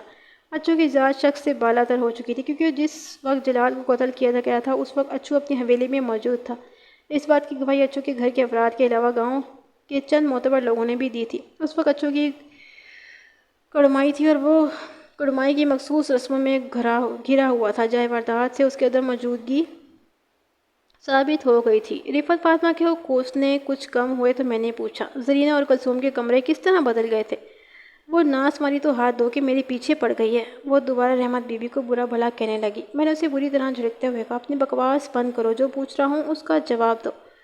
اس نے رونا شروع کر دی۔ وہ بڑی کامیاب ایکٹنگ کر رہی تھی، مگر اگر میں حقائق سے واقف نہ ہو چکا ہوتا تو اس کی اداکاری سے متاثر ہو جاتا۔ یقینی تھا جس طرح کل اس نے جلال کی موت پر آہو زری سے میرا دل جلا دیا تھا، مگر اب میں دھوکہ نہیں کھا سکتا تھا۔ میں نے ایک سپاہی کو بلا کر حکم دیا کہ رفت فاطمہ کو دوبارہ حوالات میں بند کر دے۔ پھر میں نے کمال دین کو وہاں بلا لیا۔ کمال دین کی عمر لگ بھگ 1.5 سال تھی جب اس کی سگی ماں سغرا بی بی کا انتقال ہو گیا تھا۔ جلال کمال سے 2 سال بڑا تھا۔ دونوں کم سن رہے تھے کہ ماں کی گود سے محروم ہو گئے۔ اس وقت اللہ دیتا خیال ہی رہتا تھا۔ اللہ دیتا کی کچھ زمین وانڈوں میں بھی تھی اور اس کا وہاں اکثر آنا جانا ہوتا رہتا تھا۔ رفت فاطمہ رینڈو کی رہنے والی تھی۔ وہ شادی شدہ تھی، لیکن جمیل کی پیدائش کے فوراً بعد اس نے شوہر سے طلاق دے دی تھی۔ وجہ کوئی بھی آ رہی ہو، مگر رحمت بی بی کا خیال تھا کہ رفت بی بی کی بدزبانی سے تنگ آ کر اس کے شوہر نے اپنی جان چھڑا لی تھی۔ اللہ دیتا کی رفت پر نظر پڑی تو اس پر مر مٹا۔ اس نے رفت سے شادی کرنے کا فیصلہ کر لیا۔ چودھری حشمت علی اور دوسرے چند لوگوں نے اس رشتے کی مخالفت کی، مگر اللہ دیتا نے کسی کی نہ سنی اور من مانی کیا۔ جب رفت کا اللہ دیتا سے نکاح ہوا تھا، جمیل اس وقت 5 ماہ کا تھا۔ رفتہ رفتہ رفت کے جوہر کھل کر سامنے آنے لگے، مگر اللہ دیتا برداشت کرتا رہا۔ جمیل کی پیدائش کے وقت کوئی ایسی پیچیدگی ہو گئی تھی کہ رفت فاطمہ آئندہ کے لیے ماں بننے کے قابل نہیں رہی تھی۔ اسی لیے بعد ازاں رفت نے اللہ دیتا کو کوئی اولاد نہ ہو سکی۔ اللہ دیتا رفت کی زیادتیوں کو محض اپنے بچوں کی خاطر برداشت کر رہا تھا۔ بنیادی طور پر وہ ایک شریف النفس انسان تھا اور امن و امان سے رہنے کا خواہاں تھا۔ اس نے قریبی لوگوں کی ناراضگی مول لے کر رفت فاطمہ سے شادی کی تھی اور اب ذمہ داری سے نبھا بھی رہا تھا۔ جب ہر طرف سے تانے ملنے لگے تو اللہ دیتا نے ایک عجیب و غریب فیصلہ کیا۔ اس نے اپنی وانڈوں والی ساری زمین بیچ ڈالی، اسی طرح کھیالی والی زمین اور مکان کا بھی سودا کر لیا اور سب کچھ بیچ باچ کر احمد آباد اٹھ گیا۔ یہاں کے لوگ اس کے بارے میں زیادہ تفصیل سے نہیں جانتے تھے۔ ان کے علم میں بس یہی بات تھی کہ رفت فاطمہ اللہ دیتا کی بیوی ہے اور ان کے 3 بیٹے ہیں۔ احمد آباد میں اللہ دیتا نے 15 کٹھے زمین خریدی، اس کے علاوہ ایک اوسط درجے کا اپنا گھر بنا لیا۔ اللہ دیتا نے شروع میں زمینداری میں ہاتھ بٹانے کے لیے کچھ ملازم بھی رکھ چھوڑے تھے، مگر جب اس کے بیٹے بڑے ہو گئے اور خاص طور پر جب جلال اپنی تعلیم سے فارغ ہو گیا تو انہوں نے ملازمین کی چھٹی کر دی اور سب مل کر خود ہی زمینوں کو سنبھالنے لگے۔ البتہ کٹائی وغیرہ کے موقع پر کچھ لوگوں سے ٹھیکے پر کام لے لیا کرتے تھے۔ رفت کو ہر وقت یہ فکر کھائی جاتی تھی کہ اللہ دیتا سے اس کی کوئی اولاد نہیں تھی۔ پھر اللہ دیتا کا رویہ بھی اسے پریشانی میں مبتلا رکھتا تھا۔ اس نے رفتہ رفتہ محبت جتا کر جلال اور کمال کو شکار کرنا شروع کر دیا۔ وہ اس کے ہاتھوں میں پلے تھے، اس کی بہت عزت کرتے تھے، اگرچہ انہیں یہ بات معلوم تھی کہ رفت ان کی سوتیلی ماں ہے، مگر انہوں نے کبھی رفت سے سوتیلے پن کا مظاہرہ نہیں کیا تھا۔ رفت جانتی تھی کہ لتیتا کی آنکھ بند ہوتے ہی اس کی مشکلات کا آغاز ہو جائے گا۔ جمیل کسی بھی طرح لتیتا کے وارثوں میں شامل نہیں کیا جا سکتا تھا۔ اگرچہ جلال اور کمال رفت پر آنکھیں بند کر کے اعتماد کرتے تھے، مگر اسے خدشہ تھا کہ ان کی پھوپھی انہیں کہیں اس کی طرف سے بدگمان نہ کر دے۔ رفت چاہتی کہ ان کو باندھ کر رکھ دے۔ کمال دین کو میرے پاس لایا گیا تو اس کی خاصی حالت خراب ہو رہی تھی۔ سینڈو نے اس کی خوب مرمت کی تھی۔ سینڈو نے بھی اس کے پیچھے ہی وہاں آ گیا، پھر مجھے بتایا، ملک صاحب بندہ بڑا سخت جان ہے، زبان کھولنے کے لیے تیار ہی نہیں ہے۔ آپ کہیں تو فارمولہ نمبر 7 آزماؤں؟ کمال نے سہمی ہوئی نظروں سے سینڈو کی جانب دیکھا، پھر مڑ کر ہاتھ جوڑ دی۔ ملک صاحب میرا کوئی قصور نہیں ہے، میں نے کچھ بھی نہیں کیا، میں نے کچھ نہیں جانتا۔ اس کی آنکھوں سے باقاعدہ آنسو جاری تھے۔ میں نے سینڈو کو اشارہ کیا کہ وہ وہاں سے چلا جائے۔ جب وہ کمرے سے باہر نکل گیا تو میں نے کمال دین سے کہا، اگر تم سچ بولنے کا وعدہ کر لو تو میں تمہیں جیل سے جانے سے بچا لوں گا۔ رفت فاطمہ کے بارے میں سب کچھ سچ بتا دو۔ وہ ڈٹھائی ہوئی آنکھوں سے مجھے دیکھتے ہوئے بولا، تھانے دار صاحب میری ماں بہت اچھی عورت ہے، آپ اس کو خواہ اس پر شک کر رہے ہیں۔ رحمت بی بی نے ٹھیک ہی کہا تھا، رفت بی بی کی دکھاوے کی محبت اپنا کام کر گئی تھی، انہوں نے ان کو اپنی مٹھی میں بند کر لیا تھا۔ میں نے پوچھا، میں نے سنا ہے تمہارے والد کی موت دل کا دورہ پڑنے سے نہیں ہوئی بلکہ رفت نے اسے کچلا کھلا دیا تھا۔ یہ جھوٹ ہے جناب، میری ماں ایسی نہیں ہے۔ تم مسلسل جھوٹ بول رہے ہو۔ مجھے غصہ آنے لگا تھا۔ میں نے اسے ایک جھانپڑ رسید کرتے ہوئے غضبناک لہجے میں کہا، تم نے بتایا تھا کہ جب خاصی دیر تک ٹیوب ویل چلنے کی آواز نہ آئی تو تم جلال کو دیکھنے وہاں چلے آئے تھے، پھر وہ تمہیں کمرے میں مردہ حالت میں پڑا ملا تھا۔ جمیل نے اس کے برعکس بیان دیا ہے، اس نے جمال کو ٹیوب ویل کی دھار میں نہاتے ہوئے دیکھا تھا۔ میں نے ایک لمحہ توقف کرنے کے بعد خونخوار نظروں سے اسے گھورتے ہوئے ٹھوس لہجے میں کہا، اب تو تمہیں پھانسی ہو کر ہی رہے گی۔ وہ میرے قدموں میں گر کر زاروں قطار رونے لگا۔ ملک صاحب میں نے جلال کو قتل نہیں کیا، آپ کو رب کا واسطہ میری بات کا یقین کر لیں۔ میں آپ کو کیسے یقین دلاؤں؟ ابھی تھوڑی ہی دیر میں جلا گرفتار ہو کر یہاں آنے والا ہے۔ میں نے اس کے سر پر ایک ٹھڈا مارتے ہوئے کہا، پھر آمنے سامنے بات ہوگی، تم میں سے کون سچا ہے کون جھوٹا، اس کا فیصلہ بھی ہو جائے گا۔ قتل تم میں سے ہی کسی نے کیا ہے۔ میں نے نہیں کیا جناب۔ تو پھر جیلے نے کیا ہے؟ اس نے سوالیہ نظروں سے اسے گھورا۔ وہ بولا، جیلا بھی ایسا نہیں کر سکتا جی، تم بھی ایک نمبر کے گدھے ہو۔ اس نے ایک لات ماری اور اس کی پسلی میں لگی۔ جس ماں کی محبت پر تمہیں ناز ہے اس کی اصلیت سے تم واقف نہیں ہو۔ وہ تمہارے باپ کی جھونپڑی چھوڑی ہوئی زمین اور جائیداد پر قبضہ کرنا چاہتی ہے۔ جیلا جلال کو قتل کر سکتا ہے؟ اچھا جی، وہ کیسے؟ وہ آنکھیں پٹ پٹا کر بولا، جیسے تم جلال کو قتل کر سکتے ہو۔ وہ پھر رونے لگا۔ آپ کی سمجھ میں کیوں نہیں آتا؟ میں اپنے بھائی کو قتل کیسے کر سکتا ہوں؟ اسے مجھے کیا فائدہ پہنچ سکتا ہے؟ انتقام کی آگ ٹھنڈی کر کے جو سکون ملتا ہے وہ بڑے سے بڑے فائدے سے بھی زیادہ ہوتا ہے۔ میں نے اسے ایک ٹھڈا رسید کیا۔ چل اٹھ کھڑا ہو بے شرم، ایک عورت کے لیے تو نے اپنے ماں جانے کی جان لے لی۔ آنسو ٹپ ٹپ اس کی آنکھوں سے گر رہے تھے۔ وہ منہ سے کچھ نہیں بولا اور خاموشی سے اٹھ کر کھڑا ہو گیا۔ میں نے سرگوشیانہ انداز میں کہا، میں تمہیں سوچنے کا آخری موقع دے رہا ہوں، 1 گھنٹے بعد تمہیں پھر بلاؤں گا، اچھی طرح غور کر لو۔ اگر تم نے سچ بولنے کا فیصلہ کر دیا ممکن ہے تمہاری سزا میں کچھ رعایت ہو جائے، ورنہ… میں نے جملہ دانستہ ادھورا چھوڑ دیا تھا اور ایک سپاہی کو حکم دیا کہ وہ کمال کو لے کر وہاں حوالات میں بند کر دے۔ کمال نے اچھی خاصی مار کھانے کے بعد بھی زبان نہیں کھولی تھی۔ کبھی کبھی مجھے شک ہونے لگتا تھا کہ کمال کا جلال کے قتل سے کوئی تعلق نہیں تھا اور وہ جو بھی کہہ رہا تھا سچ ہی کہہ رہا تھا، مگر ہم اپنے فرائض سے مجبور ہوتے ہیں، کسی بھی مشکوک بندے کو نظر انداز نہیں کر سکتے۔ کمال تو زرینہ کے چھن جانے کی وجہ سے خار کھائے بیٹھا تھا۔ میرا یہ دعویٰ ہے اگر قتل ایسے سنگین جرم کے محرکات کا جائزہ لیا جائے تو یہ بات سامنے آئے گی کہ 80% قتل عورت کی وجہ سے ہوتے ہیں، اس لیے کمال کی ذات شک سے بالاتر نہیں ہو سکتی تھی۔ میرا تجربہ مجھے یہی بتاتا تھا۔ رحمت بی بی نے مجھے بتایا کہ جب اللہ دیتا نے اپنے لڑکوں کے لیے رشتے کی بات شروع کی تھی تو رفت کے پیٹ میں شدید درد اٹھا تھا۔ اگر جلال اور کمال کی شادی زرینہ اور کلثوم سے ہو جاتی تو رفت کے لیے مشکل کھڑی ہو سکتی تھی۔ اس کے ہاتھ میں یہی لڑکے ہی تو تھے۔ اسے خدشہ تھا کہ رحمت بی بی اور چودھری حشمت علی آہستہ آہستہ انہیں حقیقت تسلیم کرنے پر آمادہ کر لیں گے، پھر رفت کے پاس کچھ نہیں بچے گا۔ چنانچہ اس نے اپنے شوہر اللہ دیتا پر زور دیا کہ جلال کی شادی اس کی بھانجی رضیہ عرف رجو سے کر دی جائے، مگر اللہ دیتا نے اس کی تجویز رد کرتے ہوئے اپنی منمانی کی تھی۔ رفت کو اپنی ناکامی کا بہت ملال تھا۔ رفت بی بی نے تو یہاں تک کہہ دیا تھا کہ جب رفت کی کوئی چال کامیاب نہ ہوتی تو اس نے چودھری حشمت علی کی عزت اچھالنے سے بھی گریز نہیں کیا تھا اور دلہنوں کے کمرے کی بدلنے کی شرمناک حرکت کر ڈالی تھی۔ رحمت بی بی کو یقین تھا کہ اسی نے بعد ازاں اللہ دیتا کو کچلا کھلا کر اس کی جان لے لی تھی تاکہ نہ رہے بانس اور نہ بجے بانسری، مگر پولیس کی تفتیش کا اپنا ایک طریقہ کار ہوتا ہے۔ ہم سنی سنائی باتوں پر کان تو دھرتے ہیں مگر یقین نہیں کرتے۔ یقین کی منزل تک پہنچنے کے لیے ہمیں اپنے انداز سے تسلی کرتے ہیں۔ تھوڑی ہی دیر کے بعد ASI غلام غوث جمیل کو گرفتار کر کے وہاں پہنچ گیا۔ اس کے ساتھ جمیل کی ماسی زینب اور اس کا شوہر نیاز علی بھی تھا۔ ملک صاحب آپ کا اندازہ بالکل درست تھا، اے ایس آئی نے کہا۔ جیلا سیدھا اپنی ماسی کے پاس ہی پہنچا تھا، لیکن ہم اس سے بھی پہلے وہاں پہنچ گئے تھے۔ پھر یہ جیسے ہی گھر میں داخل ہوا ہم نے اسے فوراً گرفتار کر لیا۔ میں نے جیلے کے منہ پر ایک زناٹے دار تھپڑ رسید کرتے ہوئے گشدار آواز میں کہا، کہاں ہے وہ درانتی جسے تم نے جلال کا گلا کاٹا تھا؟ جناب آپ کیا کہہ رہے ہیں؟ وہ معصومیت تمیز حیرت سے بولا۔ میں بھائی جلال کو قتل کیوں کروں گا؟ بکواس بند کرو، یہ تمہاری خالہ کا بیڑا نہیں ہے، تھانہ ہے۔ یہاں آ کر تو پتھر بھی بولنے لگتے ہیں۔ میں نے کہا تم نے جلال کو قتل کیا ہے، ہمیں سب پتہ چل گیا ہے۔ نہیں جناب، آپ کو کسی نے غلط بتایا ہے۔ اوے غلط کے بچے جھوٹ بولتا ہے۔ میں نے اس کا جملہ مکمل ہوتے ہی بیشتر ہی ایک چناٹا اس کے بائیں گال پر جڑ دیا۔ تم کیا سمجھتے ہو ہم تمہاری بات کا یقین کر لیں گے؟ میں سچ کہہ رہا ہوں تھانے دار صاحب، اس نے کہا۔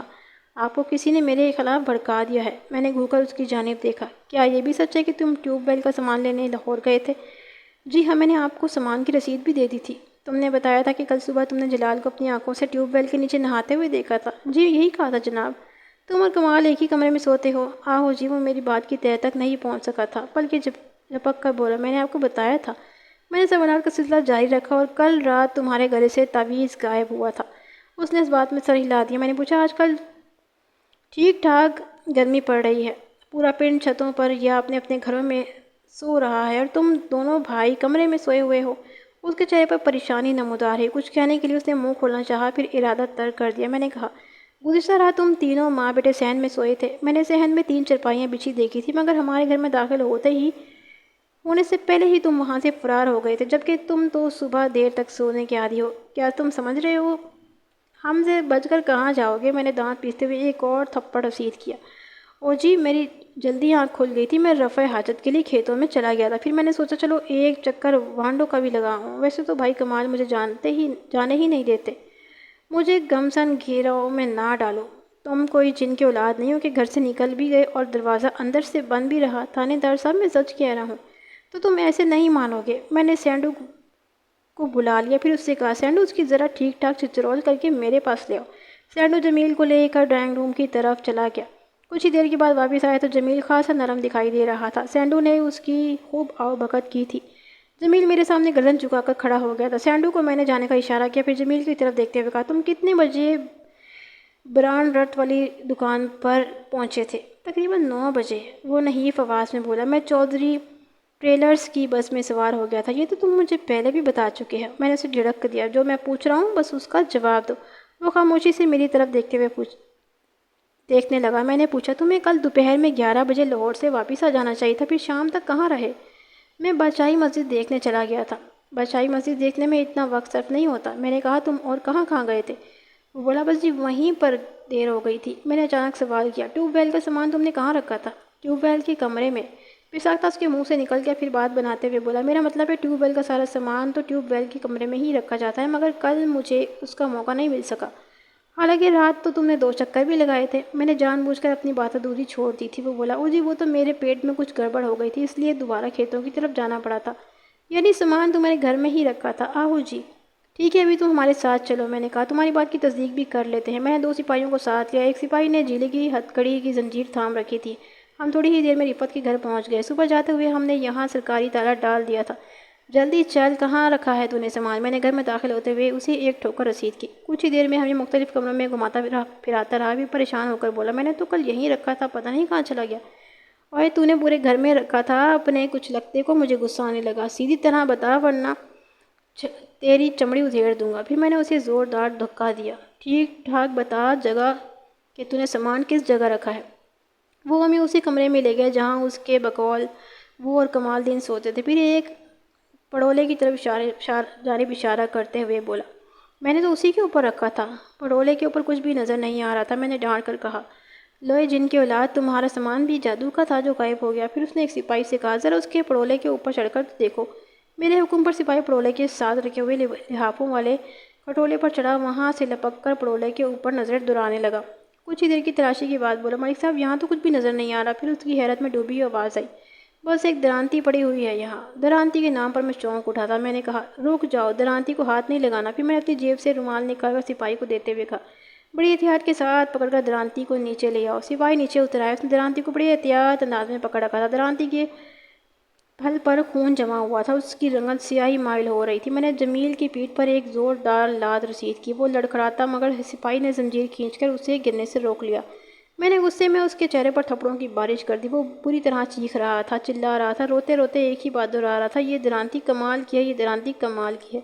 معاملہ خاصا پیچیدہ ہو گیا۔ میں اب تک کی تفتیش سے نتیجے پر پہنچا تھا کہ یا تو کمال الدین نذیر کے چھن جانے کی وجہ سے انتقام نے اپنے بڑے بھائی جلال کو ہلاک کر دیا تھا اور سوتیلے بھائی جمیل کو پھانسنے کے لیے اس کا تعویذ چرا کر موقع واردات پر پھینک دیا تھا، یا پھر جمیل اور جیلے نے زمین اور جائیداد کے حصول کی خاطر جلال الدین کا قصہ تمام کر دیا تھا اور آلائے قتل کو کمال کے کمرے میں چھپا دیا تھا تاکہ پہلا شک اسی کی طرف جائے۔ اگر کمال کو جلال کے قتل کے باعث پھانسی کی سزا ہو جاتی تو اللہ دیتا کہ تمام زمین و جائیداد کی وارث صرف اور صرف رفعت فاطمہ ہی قرار دی جاتی، بالفاظ دیگر ہر چیز پر جمیل کا قبضہ ہو جاتا۔ بہرحال قتل انہی دونوں میں سے کسی ایک نے کیا تھا۔ میں نے جیلے کی ماسی زینب اور اس کے شوہر نیاز علی کو اپنے کمرے میں بلا لیا۔ نیاز علی شکل و صورت سے خاصا معقول آدمی نظر آتا تھا۔ اس کی عمر لگ بھگ 35-36 سال ہوگی۔ سر کے بالوں میں سفیدی جھلکنے لگی تھی۔ اس نے باریک تلوار مار کا مونچھیں رکھی ہوئی تھی۔ اس کے برعکس زینب پہلی ہی نظر میں مجھے چلاک اور عیار عورت دکھائی دیتی تھی۔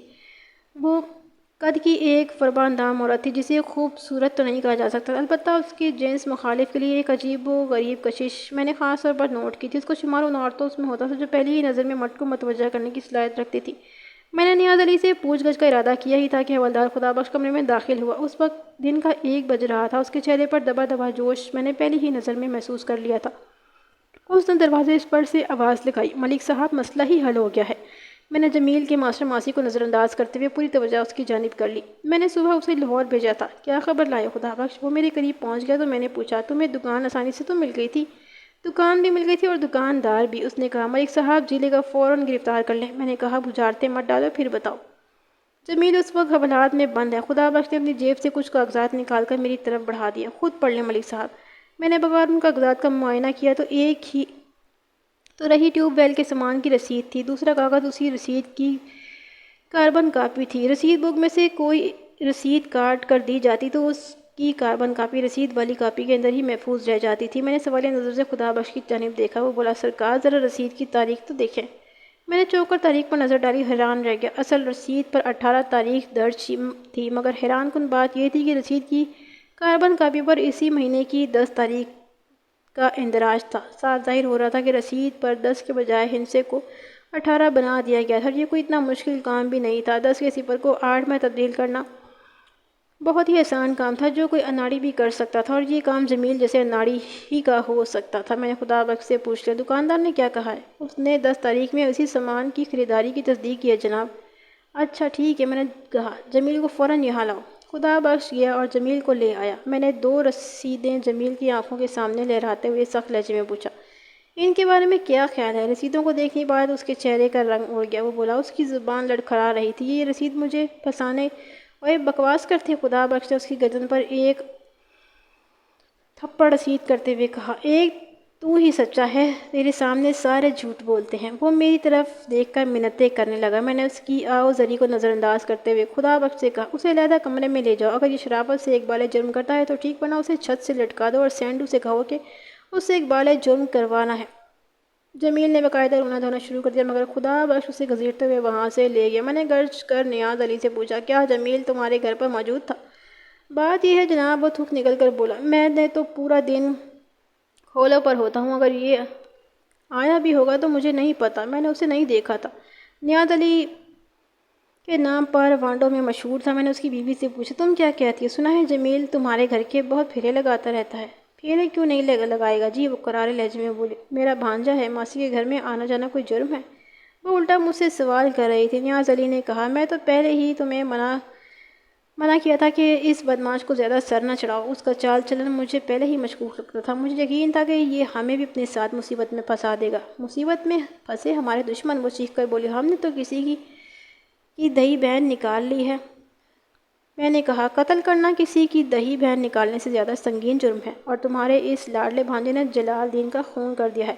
جلال الدین کا خون؟ نیاز علی نے خوفزدہ نظروں سے میری طرف دیکھا۔ غالباً اسے ابھی تک صورتحال کی نزاکت کا احساس نہیں ہوا تھا۔ وہ لرزتی ہوئی آواز میں اپنی بیوی سے مخاطب ہوا، دیکھ لے تو نے، میں اسی وقت کے لیے تو کہتا تھا۔ تو چپ رہ نیازے، وہ اپنے شوہر کو ڈانٹ کر بولی۔ مجھے بات کرنے دے۔ پھر وہ مجھ سے مخاطب ہوتے ہوئے بولی، تھانے دار صاحب آپ میرے معصوم بھانجے پر ظلم کر رہے ہیں، میں اوپر تک جاؤں گی۔ بک بک بند کرو، میں نے غصے کے لہجے میں کہا۔ اوپر تو اب میں تم لوگوں کو پہنچا کر چھوڑوں گا، آپ کے بگاڑیں گے ہمارا، وہ ترکی بترکی بولی۔ ہم نے چوڑیاں نہیں پہن رکھی۔ وہ میری توقع سے زیادہ تیز عورت ثابت ہو رہی تھی۔ میں نے ایک سپاہی کو بلا کر کہا، اس نے چوڑیاں نہیں پہن رکھی، ذرا اس کو آئینی کڑے پہنا دو، اور ہاں آج یہ ہماری مہمان بن کر رہے گی۔ سپاہی ہتھ کڑی پہنانے لگا تو اس نے ہنگامہ کھڑا کر دیا۔ مجبوراً ہتھ کڑی کے بغیر ہی اسے حوالات میں بند کرنا پڑا۔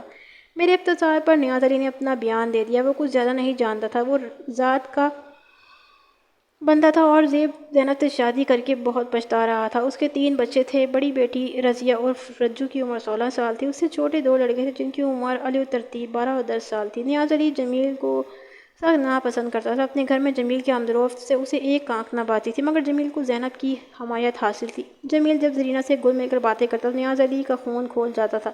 اس نے جب اسے سختی سے منع کیا اور جمیل کی آمد پر پابندی لگانا چاہی تو زینب نے بظاہر اس کی بات تسلیم کر لی اور وعدہ کیا کہ وہ اپنے بھانجے کو وہاں آنے کے لیے منع کر دے گی، مگر در حقیقت اس نے ایسا کچھ نہیں کیا۔ اب جمیل نیاز علی کی غیر موجودگی میں وہاں جانے لگا تھا۔ چند روز پہلے نیاز علی ان بے پردہ سرگرمیوں سے آگاہ ہو چکا تھا۔ اس نے واشگاف الفاظ میں دھمکی دی تھی کہ آج کے بعد اگر جمیل گھر میں نظر آیا تو وہ کولہوں میں ڈال کر اس کا تیل نکال دے گا، پھر خود ہی تھانے میں جا کر اپنے کارنامے کی رپورٹ درج کرائے گا۔ میں نے محسوس کیا تھا کہ نیاز علی کے گھر میں زینب کی حکمرانی تھی۔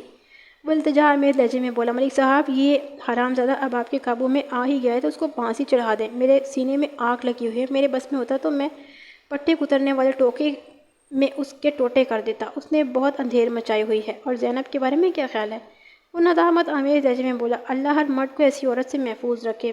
جمیل اچانک کی کرب میں ڈوبی ہوئی ایک چیخ بلند ہوئی۔ نیاز علی نے مدہوش نظروں سے میری طرف دیکھا۔ میں سمجھ گیا کہ سینڈو نے مرچوں والا فارمولہ شروع کر دیا۔ اکثر لوگوں کو پولیس والوں سے شکایت ہے کہ اگر ہم بیجا تشدد کرتے ہیں اور ہماری تحویل میں ایک بے گناہ آدمی بھی نا کردہ جرم کا اقرار کر لیتا ہے، در حقیقت ایسی کوئی بات نہیں ہے۔ ہم تشدد تو کرتے ہیں مگر بیجا نہیں۔ اگر بیجا ایسا کرنے پر ہم مجبور ہوتے ہیں، عیار قسم کے مجرم، ڈاکو، لٹیرے اور خطرناک قاتل ایسے شریف النفس نہیں ہوتے کہ جب ان سے پوچھا جائے کہ تم نے جرم کیا ہے تو جواب دیں، ہاں جناب مجھ سے غلطی سرزد ہو گئی ہے، آپ پہلی غلطی سمجھ کر نظر انداز کر دیں، آئندہ آپ کو شکایت کا موقع نہیں دوں گا۔ نامی گرامی مجرموں سے کچھ معلوم کرنے کے لیے اور حقیقت حال اگلوانے کے لیے ہمیں ہر طرح کے ہتھ کنڈے آزمانے پڑتے ہیں۔ البتہ وہ افراد جو ہماری نظر میں مشکوک ہوتے ہیں ان کے مجرم ہونے کا ہمیں یقین نہیں ہوتا، لیکن وہ مجرم کے پس منظر پر روشنی ڈالنے کے لیے مفید ثابت ہو سکتے ہیں۔ ایسے لوگوں کی تواضع حملات اور گھونسوں سے کرتے ہیں، اسے آپ تشدد کا نام نہیں دے سکتے۔ ہاں کبھی کبھار کوئی اندازے کی غلطی کا شکار ہو جائے تو اور بات ہے۔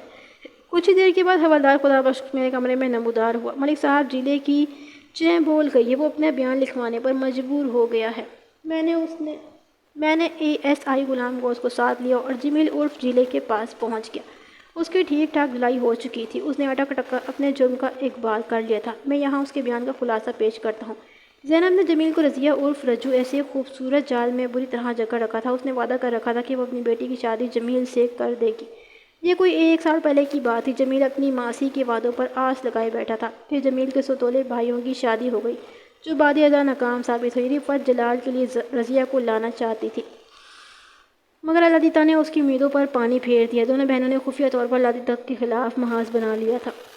زینب دوہری چال چل رہی تھی۔ ایک طرف تو وہ اپنی بہن رفعت کو لادیتا اور اس کے بیٹوں کے خلاف بھڑکا رہی تھی، دوسری جانب وہ جمیل کو قابو کر رہی تھی۔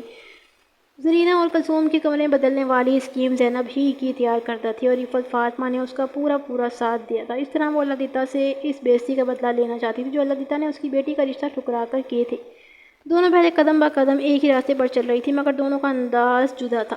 زینب منہ پھٹ اور غصہ آور تھی، اس کے برعکس رفعت فاطمہ غیر محسوس انداز میں اپنا کام کر رہی تھی۔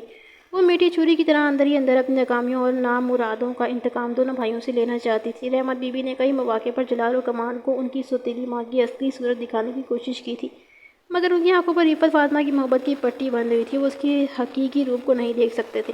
یہ ساری باتیں مجھے جمیل سے ہی معلوم نہیں ہوتی تھی، بلکہ جب رفعت اور زینب کو پتہ چلا کہ جمیل نے اپنے جرم کا اعتراف کر لیا ہے تو وہ بھی زبان کھولنے پر مجبور ہو گئی تھی۔ میں نے انہیں امید دلائی تھی کہ اگر وہ سچ بولیں گی تو میں جمیل کی سزا میں کمی کروانے کی کوشش کروں گا، اور انہوں نے میری بات کا یقین کر لیا۔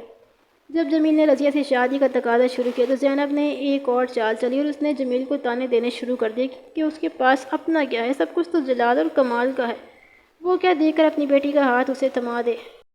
جمیل نے اسے پوچھا کہ وہ اس سلسلے میں کیا کرے تو زینب نے بڑے رازدارانہ انداز میں جلال کے قتل کی بات اس کے کان میں ڈال دی۔ سب جانتے تھے کہ کمال اپنے بھائی سے بری طرح ناراض ہے، اگر جلال قتل ہو جاتا تو پہلا شک کمال پر ہی جاتا، اسی طرح ایک بھائی کا قتل ہو جاتا اور دوسرے کو پھانسی ہو جاتی۔ جمیل نے اپنی ماں سے ماسی کی فرمائش کا تذکرہ کیا تو اس نے بھی زینب کے منصوبے کی تاکید کی۔ دراصل یہ دونوں بہنوں کا مشترکہ منصوبہ تھا، مگر رفعت پر در پردہ ساری کارروائی کر رہی تھی۔ زمین اور جائیداد کی حرص و ہوس کتنی عجیب چیز ہوتی ہے، ایک ماں اپنے بیٹے کو قتل ایسے سنگین جرم کی اجازت دینے پر تیار ہو گئی تھی۔ اس دنیا میں سب کچھ ہوتا ہے۔ اس کے بعد کہانی بہت سیدھی سادی تھی۔ ٹیوب ویل کے کمرے کی چابی جلال کے پاس رہتی تھی۔ کھیتوں سے واپسی پر وہ خود اپنے ہاتھوں سے کمرے کو تالا لگاتا تھا، مگر اس روز دن ہی میں کمرے کی کھڑکی کو جمیل نے کنڈی سے آزاد کر دیا تھا اور دونوں پٹ میں لگے ہوئے کنڈوں کو ایک کمزور دھاگے کی مدد سے اس طرح بند کر دیا تھا کہ وہ بند نظر آئے۔ وقوع کی صبح رفعت فاطمہ نے جلال اور کمال سے اس طرح بند کر دیا کہ وہ بند نظر آئے۔ وقوع کی صبح رفعت فاطمہ نے جلال اور کمال کے اٹھنے سے پہلے ہی جمیل کو جگا دیا تھا اور وہ بآسانی کھڑکی کے راستے کمرے میں پہنچ گیا تھا۔ اس نے دونوں ہاتھوں میں مضبوطی سے ایک رینچ تھام رکھا تھا اور جلال کا انتظار کر رہا تھا۔ پھر جیسے ہی جلال دروازہ کھول کر کمرے میں داخل ہوا، جمیل نے بھاری رینچ کا وار اس کے سر پر پچھلے حصے پر مار دیا۔ جلال اس ناگہانی افدات کے بارے میں سوچ بھی نہیں سکتا تھا، وہ پٹ سے زمین پر آ رہا۔ بعد ازاں جمیل نے کمال کی درانتی سے اس کا گلا کاٹ ڈالا، پھر اس درانتی کو کمال کے کمرے میں رکھے ہوئے پڑولے کے اوپر رکھ دیا تاکہ شک کمال پر آئے۔ اس کارروائی کے دوران میں اس کے گلے کا تعویذ بھی ٹیوب ویل والے کمرے میں گر گیا تھا، اس کا اسے متعلق احساس نہیں ہوا تھا۔ موقع واردات سے عدم موجودگی ثابت کرنے کے لیے اس نے ایک مضبوط ثبوت تیار کر لیا تھا۔ 10 تاریخ کو خریدے ہوئے سامان کی رسید کو اس نے 18 تاریخ کی رسید بنا لیا تھا، مگر جب میں نے وہ رسید اپنے پاس رکھ لی تو وہ پریشان ہو گیا۔ وہ بیان دے چکا تھا کہ ٹیوب ویل کا وہ سامان اس نے گھر میں چھوڑا ہے، اب کسی نہ کسی طرح اس سامان کو ٹیوب ویل کے کمرے سے نکال کر گھر لانا چاہتا تھا۔ اسی سلسلے میں وہ 2 بار کمرے کے پاس منڈلاتا ہوا پایا گیا تھا، مگر اسے کامیابی نہیں ہوئی تھی۔ پھر صبح ہی صبح اپنے دروازے پر پولیس کو دیکھ کر حواس باختہ ہو گیا اور چھت کے راستے فرار ہو گیا۔ کیس اپنی جگہ مکمل تھا۔ میں نے ضروری کارروائی کر کے دوسرے روز عدالت میں چالان پیش کر دیا۔ کمال دین کو میں نے اسی وقت چھوڑ دیا تھا، البتہ رفعت فاطمہ اور زینب کو جمیل کے ساتھ ہی عدالت میں لے گیا تھا۔ یہ وہ مقدمہ کوئی 2.5 سال تک سیشن کورٹ میں چلتا رہا تھا۔ پھر عدالت نے جمیل عرف جیلا کو عمر قید کی سزا سنا دی تھی۔